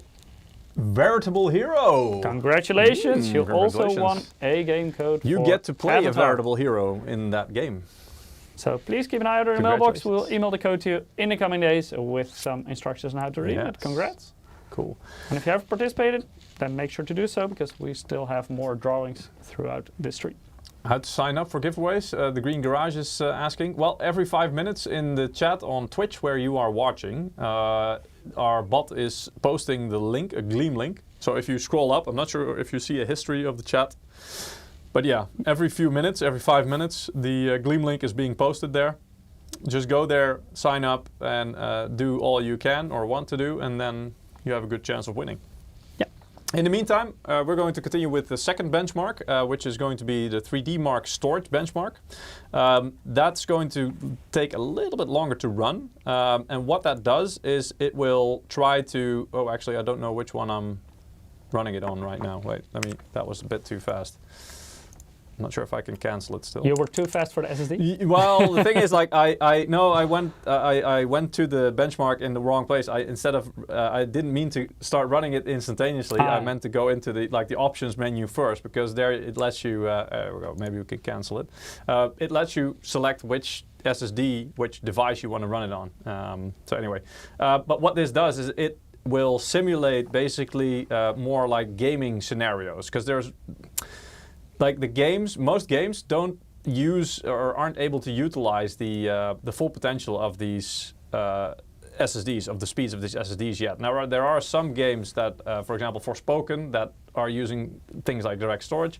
It's very hard to quantify those things. They don't have like set in-game benchmarks. There are some things you can do. So what this benchmark does is it will simulate multiple scenarios like installing a game, updating a game, things that are require a lot of reading and writing, patching, stuff like that. And so we're going to run it on the M480 first, the Gen 4. And that will take, I don't know, a couple of minutes. And yeah, that will at least, it will give a number and it will then do the exact same things on the Gen 5 drive as well. And then that will also produce a number. And it will even, if I remember correctly, show per benchmark that it did, like the transfer speeds that it reached, let's say, that it was able to install, read, write, stuff like that. So it will give some more insights of, these are more like real world scenarios. So Crystal Disk Mark is great, and it's more like a synthetic benchmark. If you're familiar with benchmarks on GPUs and CPUs as well, the synthetic benchmarks, what is the Cinebench, for example, is a synthetic benchmark. That is, the results that you get there can be very different from results that, the actual things you notice when you're doing the things that you're normally doing, which is, I don't know, gaming or doing other stuff. Yeah, it depends a bit on what you do as well. Like if it's like raw performance, then it does give quite a good indication. Like 3D rendering is basically what you're doing in Cinebench, for example. Exactly. But so this is an application or a benchmark that will try to at least simulate more realistic gaming workloads or gaming related workloads. Mimic different scenarios than just moving files also, left, right, and center, basically. Yeah. Well, not just that. I mean, it doesn't simulate playing games. But what this does is it will, again, like it will simulate things like installing a game, updating, patching, stuff like that. So really things where reading and writing or loading a level, for example, things where really your SSD can make a big difference. Abhishek is asking, is there a difference in business or consumer PC processor? Depends a bit. It's not really business or consumer, but there are like differences in terms of mainstream platform, high-end desktop platform. High-end desktop platform is usually the gaming performance is slightly lower because they're clocked lower, but you tend to have way more cores available, so the multi-threaded performance is way bigger. So if you're doing stuff like rendering and stuff, high-end desktop platform, like for example Threadripper, will perform a lot better than mainstream platform. There are some CPUs that are more focused towards business use cases, for example, like ultra-low voltage kind of processors that fit into very tiny systems or ultrabooks or those kind of things. But yeah, it's more about the use case than business or consumer from that perspective. Yeah, this is taking longer than I thought, actually. I did do a test previously. But then I stepped out because I had to do a couple of things, and I came back and it showed me the results. So I didn't actually look at how long this took. But yeah, so first this is not even the benchmark itself. Now it's just preparing all the data, and then it will actually run the test after that. So preparing the data already takes up to 10 minutes, and then it still needs to start again. Well, yes. Dutch guy is right. Pre-test always works better than a live one. Oh yeah, that's our experience as well. True. But I mean, so far it's not bad, right? I mean, we're still getting the numbers that we're supposed to be getting. Sometimes we have live streams where indeed we run into issues where we're like, crap, this didn't happen while we were preparing this. Why, you know, and we have to kind of troubleshoot like what's causing this. And then, I mean, if we're lucky, we're able to find the culprit or, you know, a way to resolve it. And if we're not, then basically we go into the mode of, well, this was better before, trust me.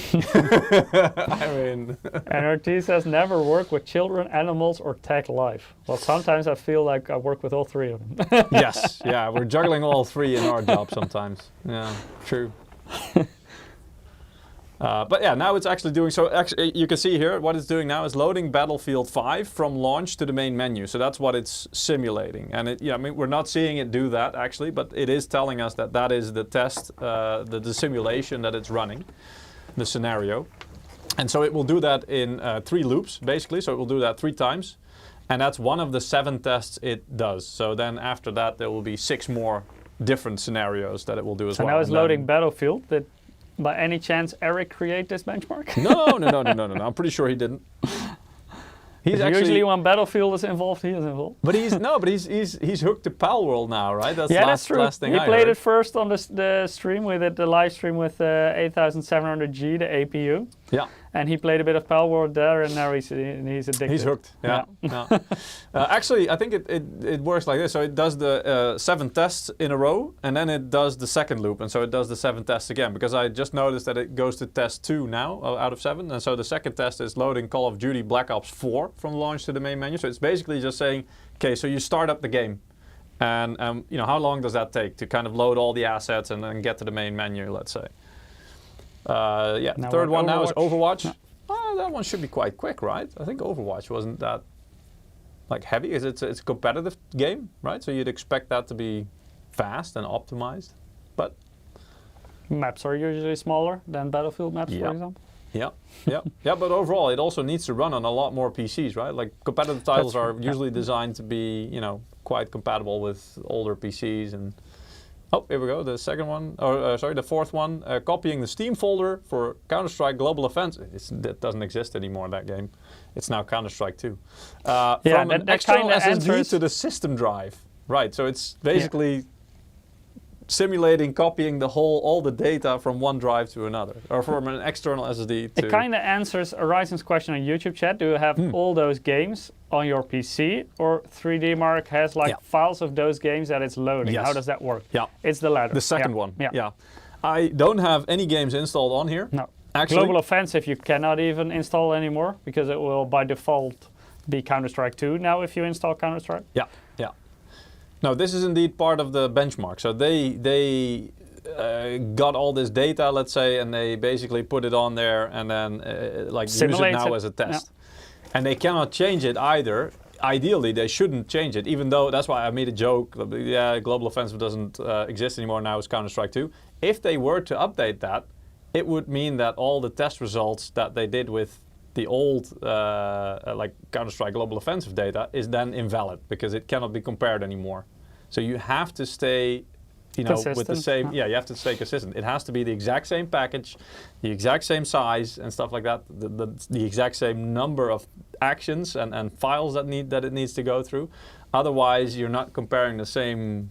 Even within the same game, if you have like an update, it could already be different. Yeah, exactly. Okay, recording a 1080p gameplay video at 60 FPS with OBS, Open Broadcast Software, that's what OBS stands for, while playing Overwatch. So now it's simulating that. Like, okay, so you're recording a gameplay 60 FPS in OBS, and you need to write that to your SSD, right? That's basically what you're doing because you're recording, so you're creating a file while you're playing that game as well. So it also needs to load assets at the same time to keep the game going. And so that's where the term IOPS comes into place, because it needs to IO operations per second, I think, or what is it? Like, yeah. I think that's what it stands for. So basically how many things can it do at the same time, and how many bytes can it handle juggling and processing at the same time? I hope it's accurate. Yeah, well, I mean, that's the thing, right? It should be, because that's basically the whole point of having a benchmark like this, is that it's accurate and it's consistent. Otherwise, there's really no value in it. Okay, the sixth test out of the 7, installing the Outer Worlds from the Epic Games Launcher. I think launching the Epic Game Launcher used to be one of those memes that took the longest time of everything, right? I'm not sure if it's still that egregious, but used to be, I remember. Yeah, was it that slow? It always was, yeah. Epic's Game Launcher was, it's already done. And now the 7th test, saving game progress. So basically creating a save game in the Outer Worlds. Input and output is like 1,000 hands reaching into a cookie jar. Yeah, basically. So it's also like you're limited with the your bottleneck by the let's say the size of the hole in the cookie jar, right? Okay, Alan. Good night, Alan. Nice to have us with you for tonight. But yeah, have a good night. He's going to bed, he said. Horizon says, can confirm it's still terrible. Yeah, there you go. So I remember, like, sometimes I also... I do have it installed, but I cannot remember that. Basically to see, you know, hey, what game's free now? Is it worth getting or not? Yeah. No, but I remember it, like that launcher, for some reason, it always took such a long time to kind of load, and it's like, I never really know noticed that it took that long, because I do have it. I don't use it too often. Well, that's why you didn't notice, probably. I do have GTA 5 on there, but it was mostly the loading into GTA Online that took ages. Yeah. But that one also improved a lot. In the past, that took very, very long. Whew. So we were looping into the second part of the benchmark. I'm not sure if I could have shortened it, actually, like to make it do just one loop of all 7. I don't know. All right, the second one. Maybe it's going faster now, because maybe it cached some of the stuff it needs to do. You can see in the temperatures that it is running on the Gen 4. Yeah, so the temperature, well, actually, and it's not that bad, because remember, with Crystal Disk Mark, it actually went to 51 or something, right? And now the top temperature it's reached is actually gone down a little bit now again. But Crystal Disk Mark is like constantly loading it quite a bit. Crystal Disk Mark is more like a torture test.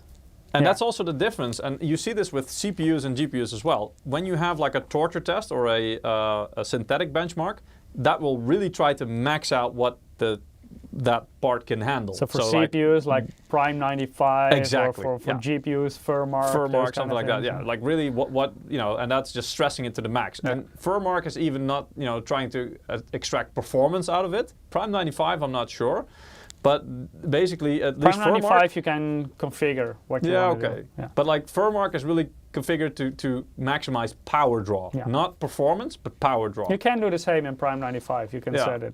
Yeah, I remember using it to kind of verify, or at least like stability of overclocks. Right, that was the thing back then. How I used it, at least Prime 95. Also, is your power supply strong enough? Like if you can run Prime 95 and FurMark simultaneously, you will never get anywhere close to that in real life. So if it can handle that, you're safe. Yeah. And while you do that in winter, you actually can save a few bucks, heating your room. Because you can save some gas maybe, but you will spend it in electricity costs. Well, you have solar panels that might... then it can be useful.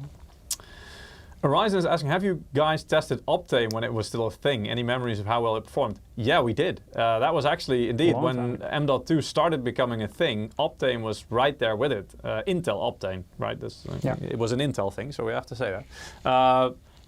And it basically, Optane kind of functioned as the DRAM does now. It's more like an accelerator. It's basically that. It basically acted like...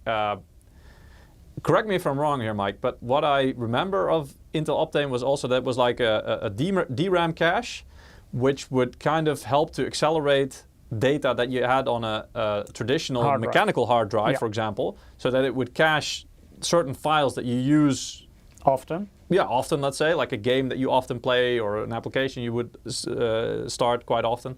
And so it would be loaded from the Intel Optane card instead of the hard drive, which was way faster. But basically the SSD, that's why pretty much why Optane, I'm not sure if it still exists, maybe in a server, like a professional grade, but for consumers it kind of disappeared.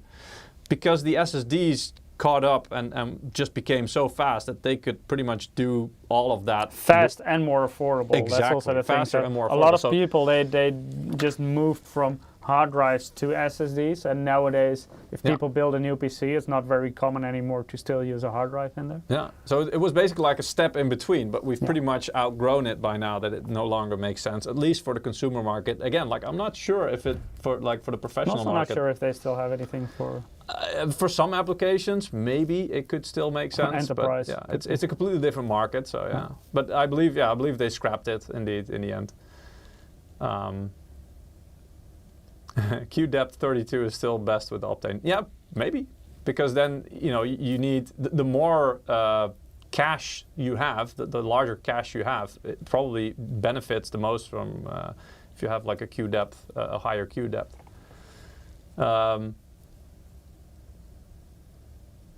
What did we say?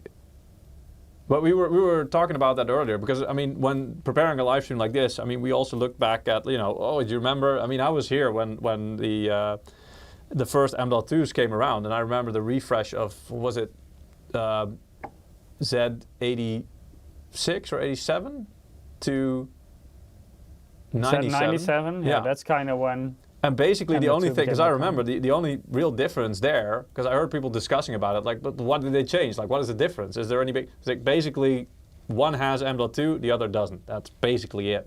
There were more things, but that was like the major thing there. Yeah. So yeah, that was around the time when I started at MSI, so that's why I remember so well. And it was fascinating, because at the beginning, as with all things, when things get introduced for the first time, a lot of people are like, yeah, but I mean, it doesn't really make sense. It's way too expensive. Who's gonna buy this? Blah blah blah. And I mean, look where we are now. I mean, it's like it's very commonplace now. It's become way more affordable.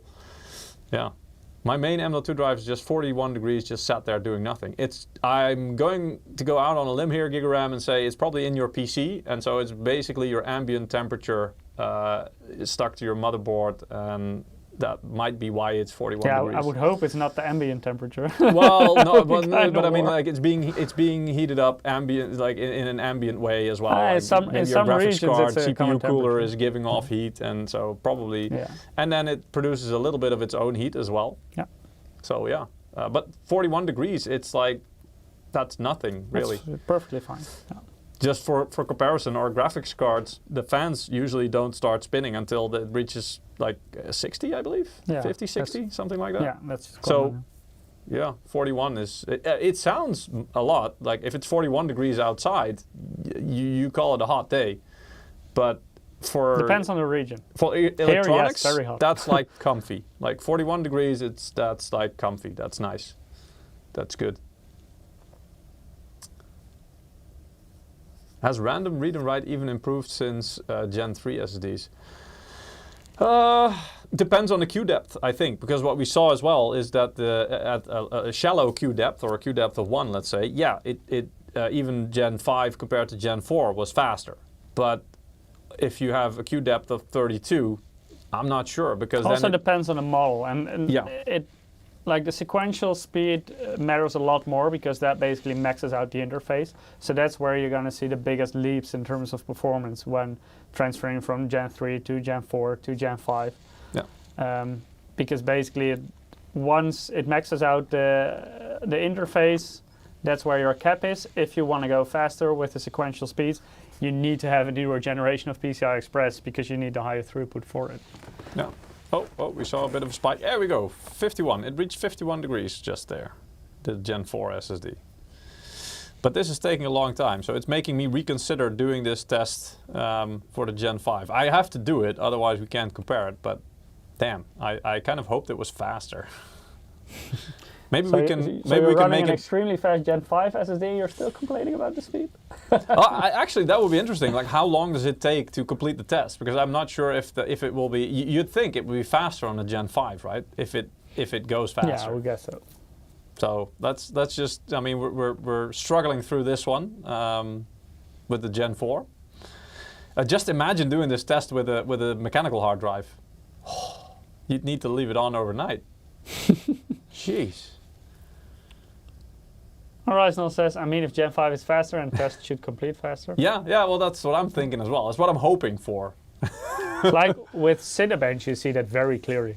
If you have like the Cinebench multi-threaded, if you do that on like the recent Threadrippers, you blink twice and it's done. Yeah, okay. Well, yeah, but that's, yeah, you're right. I mean, the thing is, like I said, right, I did the test twice, but I just started it, walked away because I had to do some other stuff, came back and saw the score, just checked, okay, is it as expected or do we see any problems? But I didn't sit here and watch it complete, so doing NRT that now says is... It allowed me to get dinner prepared and in the oven while watching. Yeah, probably. Yeah, there you go. What are you cooking? Yeah, I'm also curious. Yeah. What's on the menu? Yeah, man. We have all the time with this test. Well, yeah, for now. I mean, we're on 5 out of 7. So we got two to go after this. I'm also getting hungry. We would all be sleeping. Yeah, I know. With the mechanical hard drive, jeez. I mean, I don't even want to think about it. Probably the application would just give you a warning like, are you sure you want to do this with your life and your PC right now? Are you sure you don't have better things to do? NRT says garlic chicken. That sounds good. Oh, yeah, that sounds pretty good. For Scholar, egg and sausage. Yeah, eggs and sausage. Oh, okay, cool. Yeah. Also sounds good. Do this test with an eMMC storage. Ooh, but that's also old, right? eMMC is a lot slower. It is flash based, but it's much slower. Wasn't that like also like a step in between?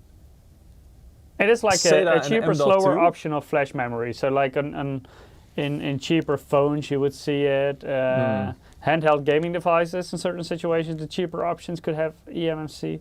What was that other thing? Because I remember there were two things coming up when M.2 started, and I think, wasn't it eSATA or something? Now you have like the SATA interface on M.2 as well. So in the early days of M.2, you had either SATA interface SSDs or PCI Express / NVMe based SSDs. You actually still have, but SATA is now very rare. SATA used to be the cheaper option, but nowadays there is barely any difference in price, and PCI Express is much faster. Yeah. But also, if you get a SATA one, your motherboard needs to support as well. Vice versa too, but nowadays, because PCI Express NVMe is so much more common, that's usually your best bet. Any recent motherboard supports it, and it's the faster standard. That's actually a really good idea, the story ends. if you do a 24-hour charity stream, the thing is I'm not sure we are allowed to do a charity stream because we don't really accept any kind of, gifts, donations, whatever. We don't do that. But yeah, then that would probably give us time to benchmark. Although I'm not sure if like 24 hours would even be enough. NRT says eSATA was external port for SATA drive. That's correct. It was on the I/O. You had like a different type of SATA. Oh, it's done. Yeah. Okay, it's done. There we go. So we got a score of 2218. Let me screenshot this as well, just so if we do the other test, we can compare it, and then we'll have a look. But as you can see, actually, wait. I'll start the test with the other one, and then we'll continue to analyze these results, because then we can already get the other one going. Actually, yeah, I can't tell it to do fewer runs or something, unfortunately. Anyway, let's go. Okay, so while it's doing that, let me make this a bit bigger. I'm not sure if I can. Oh, I can zoom in. There we go. No, I didn't mean to draw on it. There we go. Maybe I will later on. Anyway, but here you can see like this is an overall score, obviously, but that doesn't really tell you a whole lot. So a bit more information is here, like the test. So the average bandwidth it achieved was 384. Let's call it 385 megabytes per second, which sounds rather low if you know that the transfer speed of the M480 is, read and write is around like 6.5, 7,000. But that's because these are more realistic scenarios where it's trying to do a lot of things, like it's grabbing assets or writing away assets because it's updating a game or loading levels. So that's actually the difference between like just copying files and straight file transfer versus actual applications running or games running and needing to do a lot of things at the same time. Breaking it down, so also you have an average access time. That's basically your latency time. So this is quite low. I don't know, what is this called? What does this mean again? I think nanosecond? Sorry? Nanosecond? Yeah, something like that. Or I'm not sure what that means anymore. Anyway, but you'd expect this to be fairly quick because again, like SSDs have very low latency. That's one of the biggest the big jumps. Difference to hard drives. Exactly. Compared to a traditional mechanical hard drive, that's also one of the biggest things you could do back then is to, like, any SSD would instantly make your PC feel so much faster and so much more responsive. Things would open faster. Windows would boot way faster and everything like that. So that was like the biggest thing you would notice back in the day. Yeah, a slow SSD would beat a very fast hard drive. Oh yes, yeah. Anyway, but you can still see some pretty major differences because, loading Battlefield 5, it got close to 750 megabytes per second.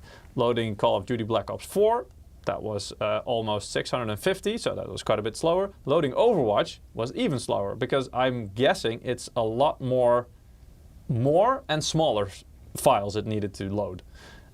Which, again, big files, it's fast. A lot of small files means it needs to do a lot of searching and stuff, and also for writing it down somewhere, putting it away in the warehouse, let's say. So that takes more time. Recording a game, that also means it's encoding and stuff like that, or encoding, not decoding, and still playing the game. So that's around 107 megabytes per second. Installing a game, also there it needs to do a lot of analyzing, writing a lot of small files. It needs unpacking. Usually unpacking, indeed. Yeah, you're right. So there's a whole lot of things that come there as well. But again, these are more realistic scenarios. Saving a game, kind of the same thing, I guess. And here's where you get a bit more sense of the speed. Actually moving game files from just one location to the other, that's where we get more speed. So that's where we're only almost at 3,000 megabytes per second, or 3 gigabytes a second. So that's where we see a bit more of that real SSD Gen 4 but speed even coming. with a game, you usually tend to have like multiple files where you usually lose a bit of speed if it is moving more smaller files. Yes. Whereas if you, for example, transfer one large video file, would usually go faster because it's a single file. Yeah. And so, that's a lot of, so that's some good information. Here's the other things you can see, obviously, the two drives, the Intel i7-14700K. There's version numbers in there and stuff like that. The thing we didn't see here is the temperature. But that we can see here at the bottom. I mean, basically we saw 51 was like the max that we saw. We can't go back that far, unfortunately, here, but like, yeah, around 50 degrees, 51 degrees. Let's say 51. I think if we open the, oh, here we go. Like there is a maximum value. Oh, actually it says 52. All right, let's call it 52. That was the maximum temperature. The M570, that one's running right now. And we can see that currently it is at 45. And the maximum it reached, not sure when it did that, not recently, because you can see here that it's kind of 44, 45-ish, but was 49 so far. Maybe during Crystal Disk Mark? Probably, yeah, I think so. Okay, let's go back to this one. Again, like we're expecting this one to go faster because Gen 5, so higher speeds. Let's see what it does. Morgan71 says, I once owned a motherboard with eSATA. It was never used. I actually did use it in the past. I had like an external enclosure using eSATA. So I had my old hard drive in that enclosure.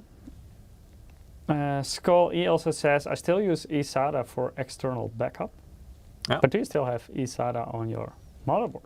Because recent motherboards haven't had eSATA for a while. No, that's true. Yeah, that connector got kind of cut out quite a while ago, didn't it? Yeah, when USB got faster, no one was still using eSATA anymore, basically.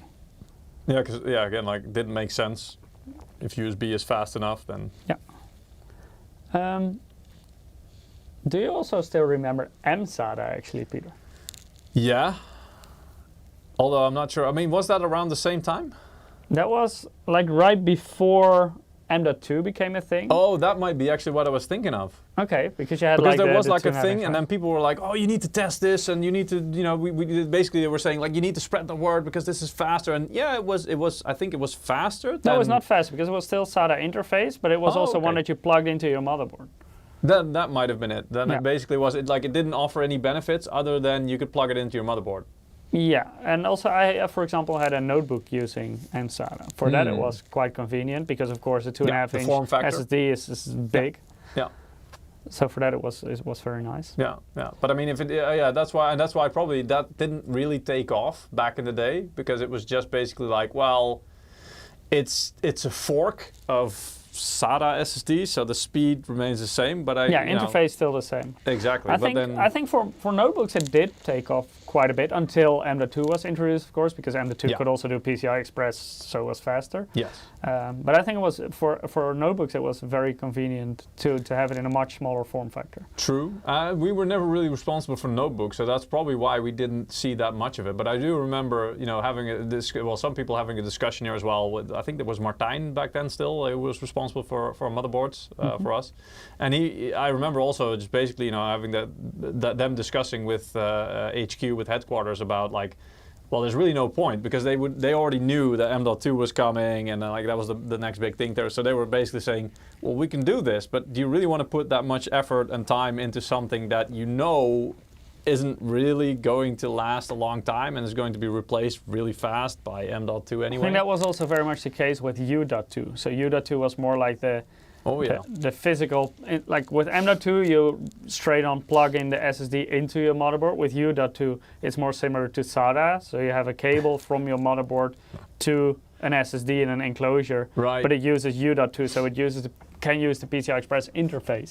So it can be as fast as M.2 basically, but you still use a cable with it. But physically it's, you need to, Yeah, so M.2 is a prettier It's basically that, it combines all the best things together. Like you have the best speed, you have the form factor, you have it's on the motherboard, so it doesn't. You don't have to like physically have a cable and then have it mounted somewhere else. So it's basically like the best of all those things at least put together. Skeet says only Intel used U.2. Yeah, even on Intel motherboards, we only had a couple of models that supported U.2. I guess there's an element of Darwinism there, right? Like that was the thing that people in the end settled on because it kind of made the most sense of all the versions and the solutions. I think maybe in enterprise solutions they used U.2 more, but for consumer it was a very quick transition towards M.2. It was, yeah. I remember that. It was, because like you said, indeed, there was like U.2, there was eSATA, there was M.SATA, there was like there were multiple things floating around, and then after a little while it was just M.2, and like all the others kind of just faded away and were phased out. Yeah, and in the end there were basically always two interfaces. So it was either SATA or PCI Express, but you had a lot of different ways to use that interface. Yep. And M.2 being able to use either SATA or PCI Express.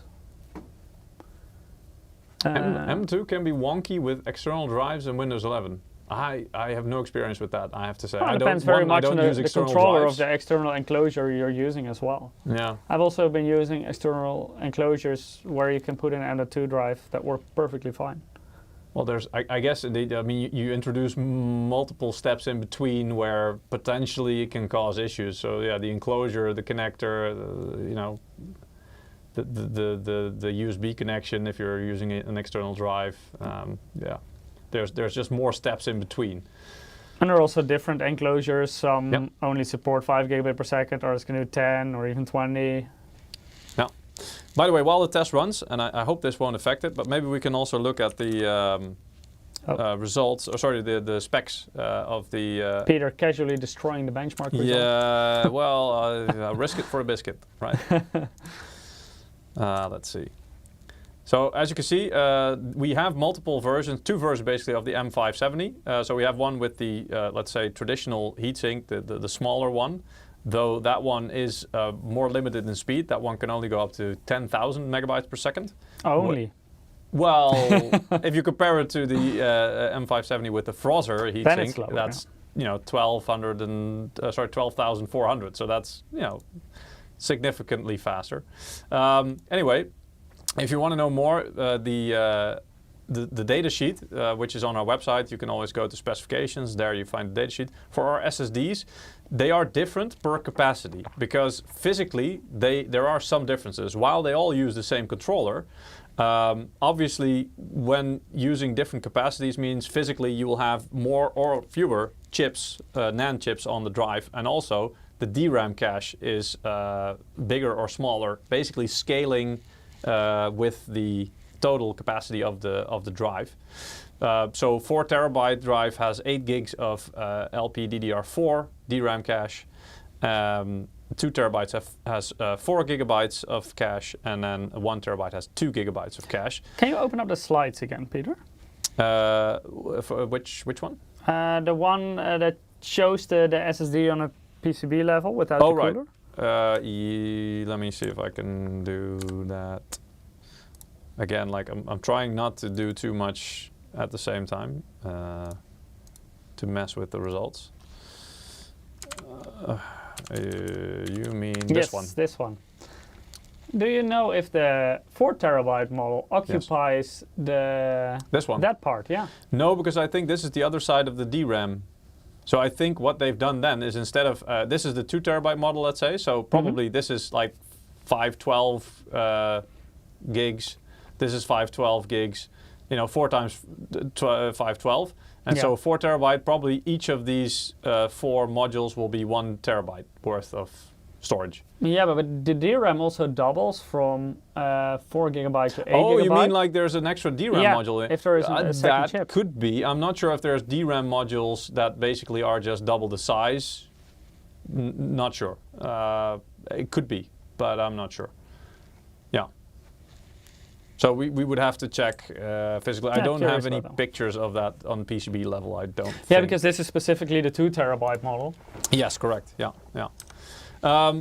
Another thing I want to highlight is also, I mean, there are some, well, not that huge differences, but depending on the capacity, the read and write speeds can also be affected. So as you can see here, the 1 terabyte model actually has a little bit slower speeds, meaning the 2 terabyte and 4 terabytes are both, in terms of read speeds, up to 12,400. The 1 terabyte model, only 11,700. So it is a bit less. Write speeds is a bit more affected, it seems. So that's 11,800 versus 9,500. this you will see on pretty much all also Gen 4, Gen 3 drives. It's basically also because of the configuration of the drive. So depending on the capacity, the speeds might be a bit different. But I do think that they're always mentioned quite clearly on the packaging and the individual product pages, let's say. Here it also says like the operating temperatures, so 0 to 70, the storage temperatures, basically, you know, temperatures at which they can be stored, not operating, but like in the box.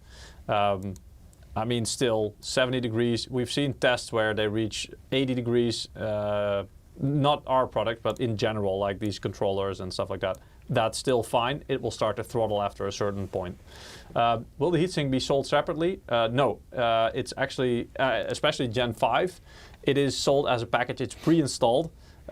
You can remove it if you want, but it's not recommended because, again, like the drive will lose pretty much all of its performance very quickly if it gets too hot. So there's really no point. But maybe if you at a certain point get like proper custom liquid cooling solutions or something that could cool it properly, then yeah. Also the terabytes written, which is something I mentioned, like there's 5 years of warranty, or when the stated terabytes written value is reached.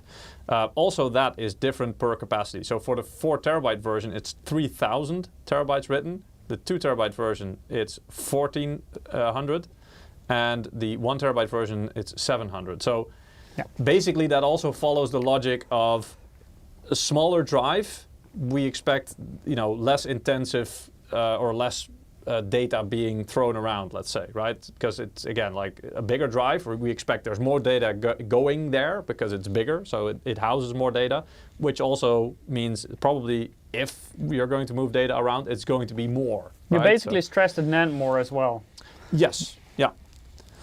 But in general, these, like in general usage, like, you know, if it's your gaming PC, whatever, you're probably very unlikely to reach these numbers with normal usage. MG Calf was asking something like same number of read-write cycles. Well, this is specifically like writing. So how many terabytes can you write on your SSD? Yeah. What is like a guaranteed number that it can reach before the NAND eventually gives up, basically? Is MSI SSD industry standard, firmware updating ongoing? I'm not sure if that goes through MSI Center, actually. We do have support for the SSD in MSI Center, which I'll show in a minute once these tests have completed. We're now on loop 3 of 3 and you know, test 2 of 7. So just 5 more after this, and then at least we will have the results. But yeah, actually it is running. Do I dare? Zemo is asking, is this an industry standard to have a vehicle-like warranty? So you mean like with the terabytes written? Yes, that's industry standard. Yeah. As part of the warranty, yes. Yeah, everybody has that basically. So it is standard indeed. So here actually you can, and it's the feature is called system diagnosis. Here you have like the storage status. So it will check for each of the SSDs. It will check, you know, how much % is used, what's the temperature, but also this basically on the top right, the healthy thing, that's basically reading out the smart status of the SSD. Which it doesn't give a whole lot of information. It's not going to overwhelm you. But if you want to know all the smart stuff, there is a Crystal Disk Info, and that will, after this will complete, I will also show you that. But yeah, that's basically that way you can get more information about, let's say the health status of your drive. In the past, especially with mechanical hard drives, they would, you know, if it starts failing, let's say, then there would be early signs like, you know, read and write errors. It couldn't find data anymore or stuff like that. So that's where it became really useful. With an SSD, basically either you have a catastrophic failure, let's say, so it basically just stops working, like maybe the controller died or something. But and in the long term, an SSD basically some cells will stop being functional. So very slowly it will start degrading. Most SSDs also have like a built-in, let's say, reserve space. So it actually has physically more space on there than what you get out of the box or on what is advertised, let's say. And that's done to kind of replace any bad cells or defective cells along the way to a certain extent, so that you can still keep that total capacity, let's say. So those will be replaced as needed along the way. Raul Larus is asking, does MSI have SFX power supplies? Not at this point, but maybe in the future. Huh.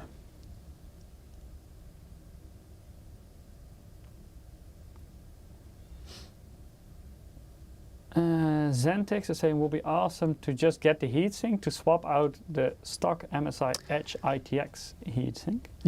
I think you can get second-hand heatsinks on the market. Not exactly the one that we have on this one, but you can get at least some heatsinks, like some blocks on there, probably separately. I expect there will be. I've never looked into this, but I think it would be weird if there wouldn't be anyone. I would not recommend to do that on the Edge ITX board though, because that's a combined cooling solution with a chipset. Oh, there you go. Yeah.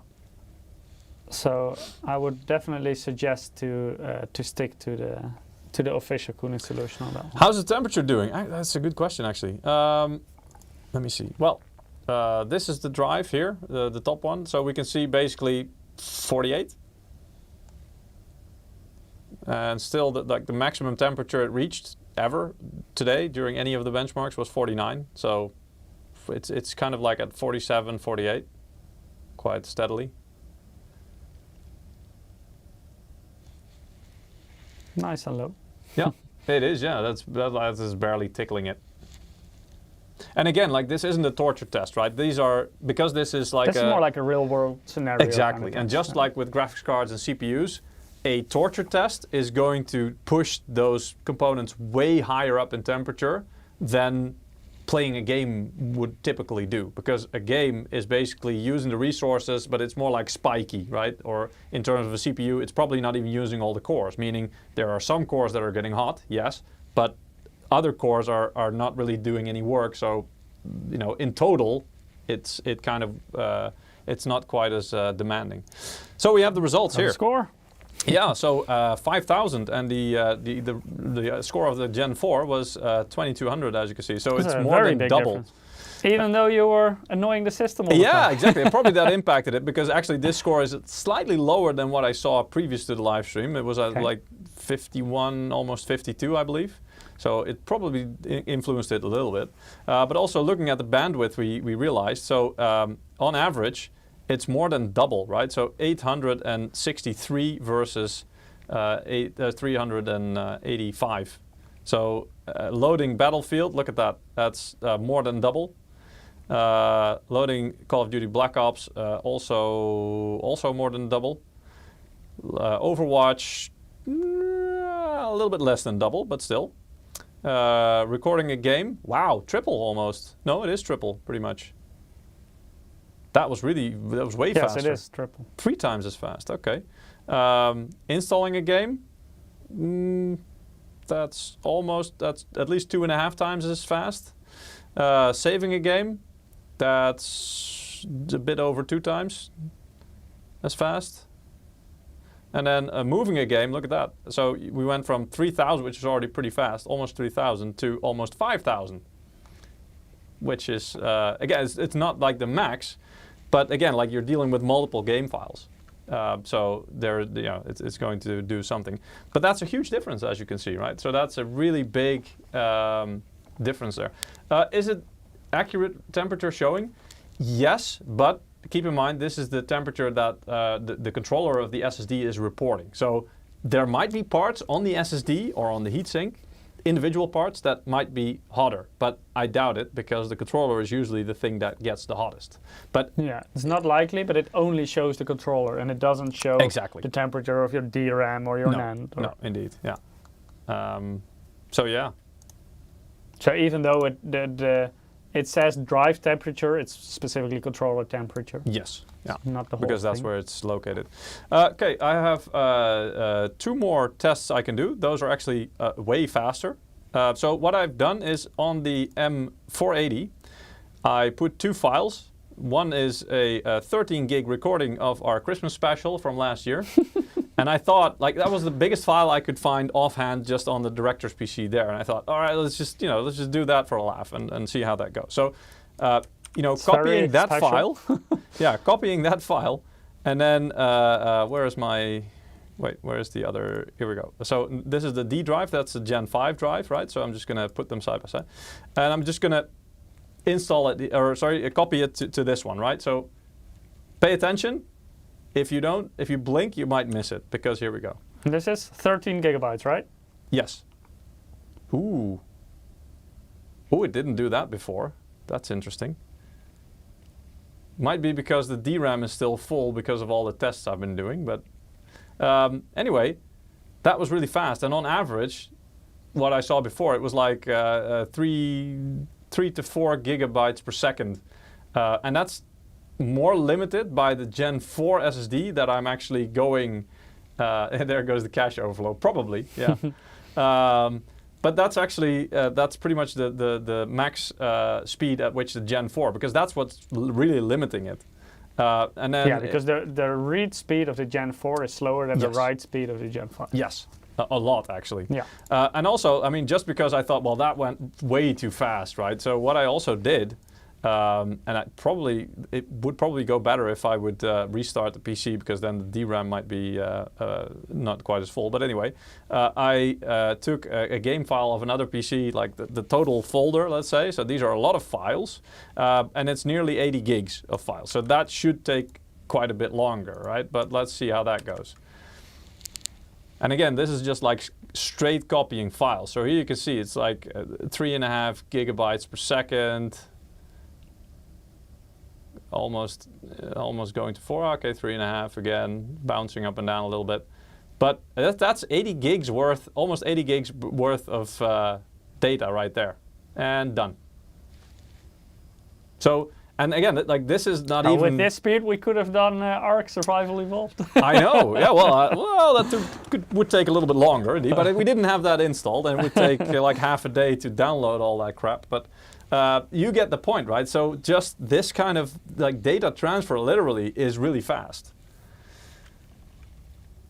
Can you load a game in a real world test? The thing is that that's a difficult test, because one, if you do it, like you cannot just do it once. You have to do it several times to get like an average, because every time there's like multiple variables affecting it potentially. And the problem with doing it multiple times is at some point the PC is going to use your RAM memory, not on the SSD, but on the PC, like the RAM sticks that are next to the CPU. It's going to cache some of those files into the RAM. So it's going to load them off the RAM instead of the SSD. So basically, you know, it's very hard to get accurate, consistent, unless you're constantly rebooting the PC in between and emptying the RAM cache. I don't even know how you do that, but you know, technically speaking, probably that. But you'd have to do all of that singing and dancing in between to get it to load from the SSD every single time. Yeah. So yeah. Also, it differs per game. It differs. Yes. Whether or not the game supports things like DirectStorage. Yeah. Yeah. Speaking of DirectStorage, that's the other benchmark I have. And I mean, Skeets, I did look into seeing if I could do Forspoken. Firstly, we didn't have it. Secondly, I saw that the game was like 80 euros or something, $80 or euros currently on Steam. And I thought, that's a bit much for a benchmark, just using it a single time. I know it's one of the games that utilize most of the DirectStorage so far. But also there, the reviews that I could find of them benchmarking Forspoken, it wasn't that impressive, or that, you know, it didn't showcase it that well. So what I did instead is I found a benchmark which is called a bulk load demo, and these are two different executables, because one is on the actually physically on the M480 drive. So it's basically installed and all the files are on there.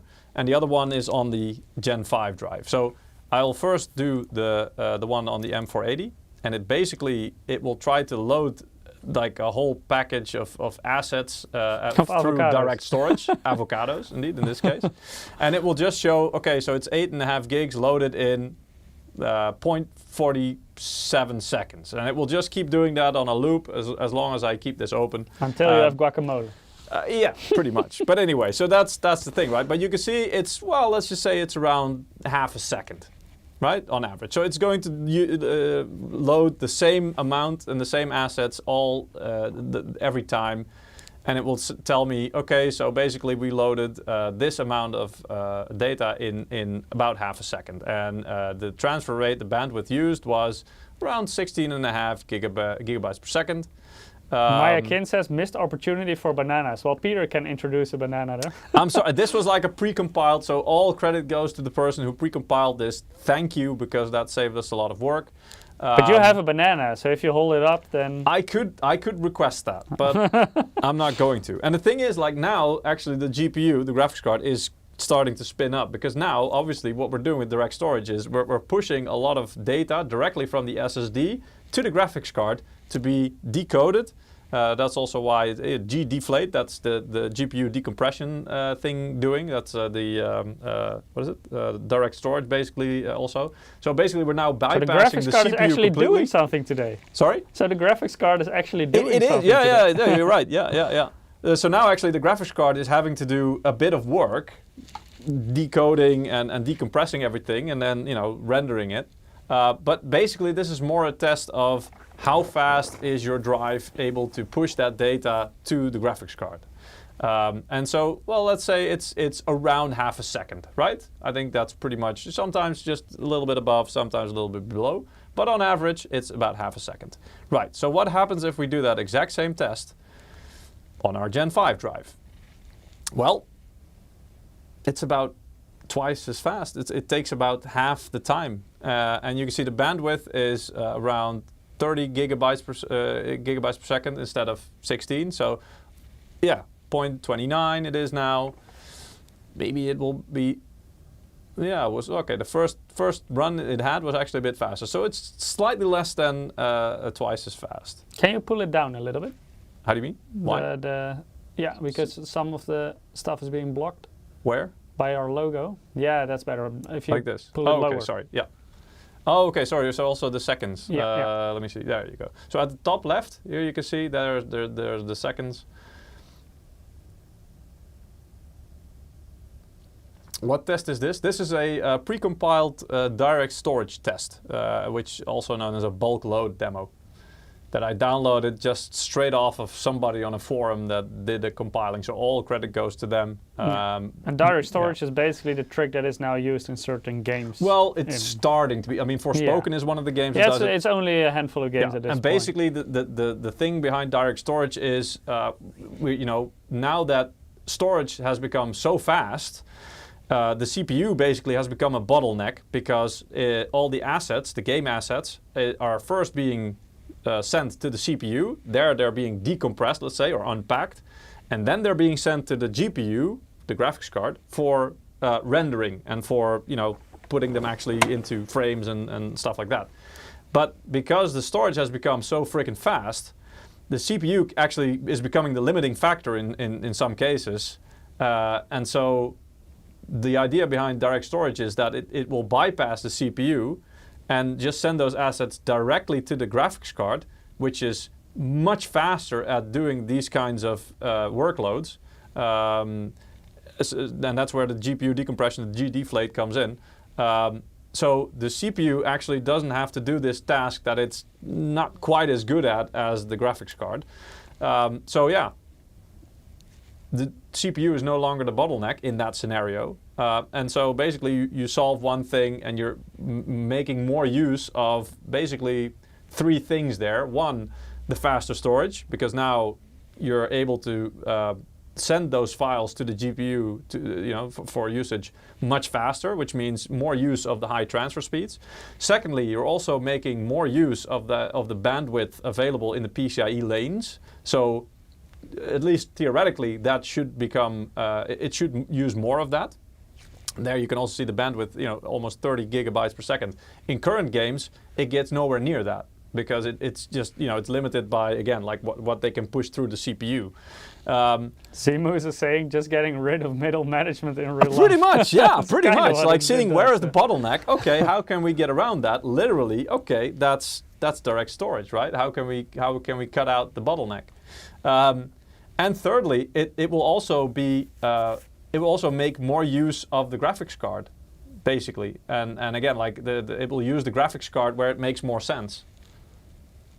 Horizon says downloaded of a random forum post and the GPU is heating up. You sure it's some kind of Bitcoin miner? It could very well be. Peter is making someone very rich at this point. Maybe, I don't know. But I mean, you get the point, right? So it's way faster. The Gen 5 SSD is way faster for direct storage as well. So yeah, if nothing else, like games, there aren't many games that are using this technology at the moment yet. But there will be in the future. And so basically what you're doing if you're going with a Gen 5 SSD is when these games come out with way more use of direct storage, you will get more benefit out of it, basically. Yeah, how are the temps? I was actually going to go to that now, so I'm going to close this one. So yeah, the temperatures of the drive are still around 46, 47 degrees. You do see the small spikes because of the loop, I think. Very small, yeah. And the Gen 4 SSD is actually slowly cooling down as well. Although, I mean, I can load up that. That one has been chilling for a bit. A little bit, yeah. So let's can you pull it down a bit again so we can see the seconds? So we were slightly underneath 0.3, and now it's around 0.5. Yeah, I mean, the first one is usually the fastest, I noticed. So here as well, like now it's over half a second, and the first run it was just under half a second. So anyway. But yeah, also here, the temperature, it's still kind of going down, I guess. Because again, like these transfer speeds, it's nice, but now it's doing the transfer. Then it stops. Now it's not transferring anything anymore, right? Because it's done. And now it's just the GPU showing the renders, let's say. So it's basically just it's like a burst every few seconds. So also there, I don't really expect this to heat up the SSD that much. Because it's basically just making it work for a couple of seconds, and then like 1 or 2 seconds, loading all the data, and then it has like 10 seconds of rest, and then it does it again. So this is like very short bursts, let's say. Orion says by the time those games come out, we'll be on PCIe Gen 7 and Half-Life 3 will be out. Well, Gen 7 maybe, but Half-Life 3 not even close. No, that will stay a meme forever. Neo Linkster, thank you. Yes, that thing is microseconds.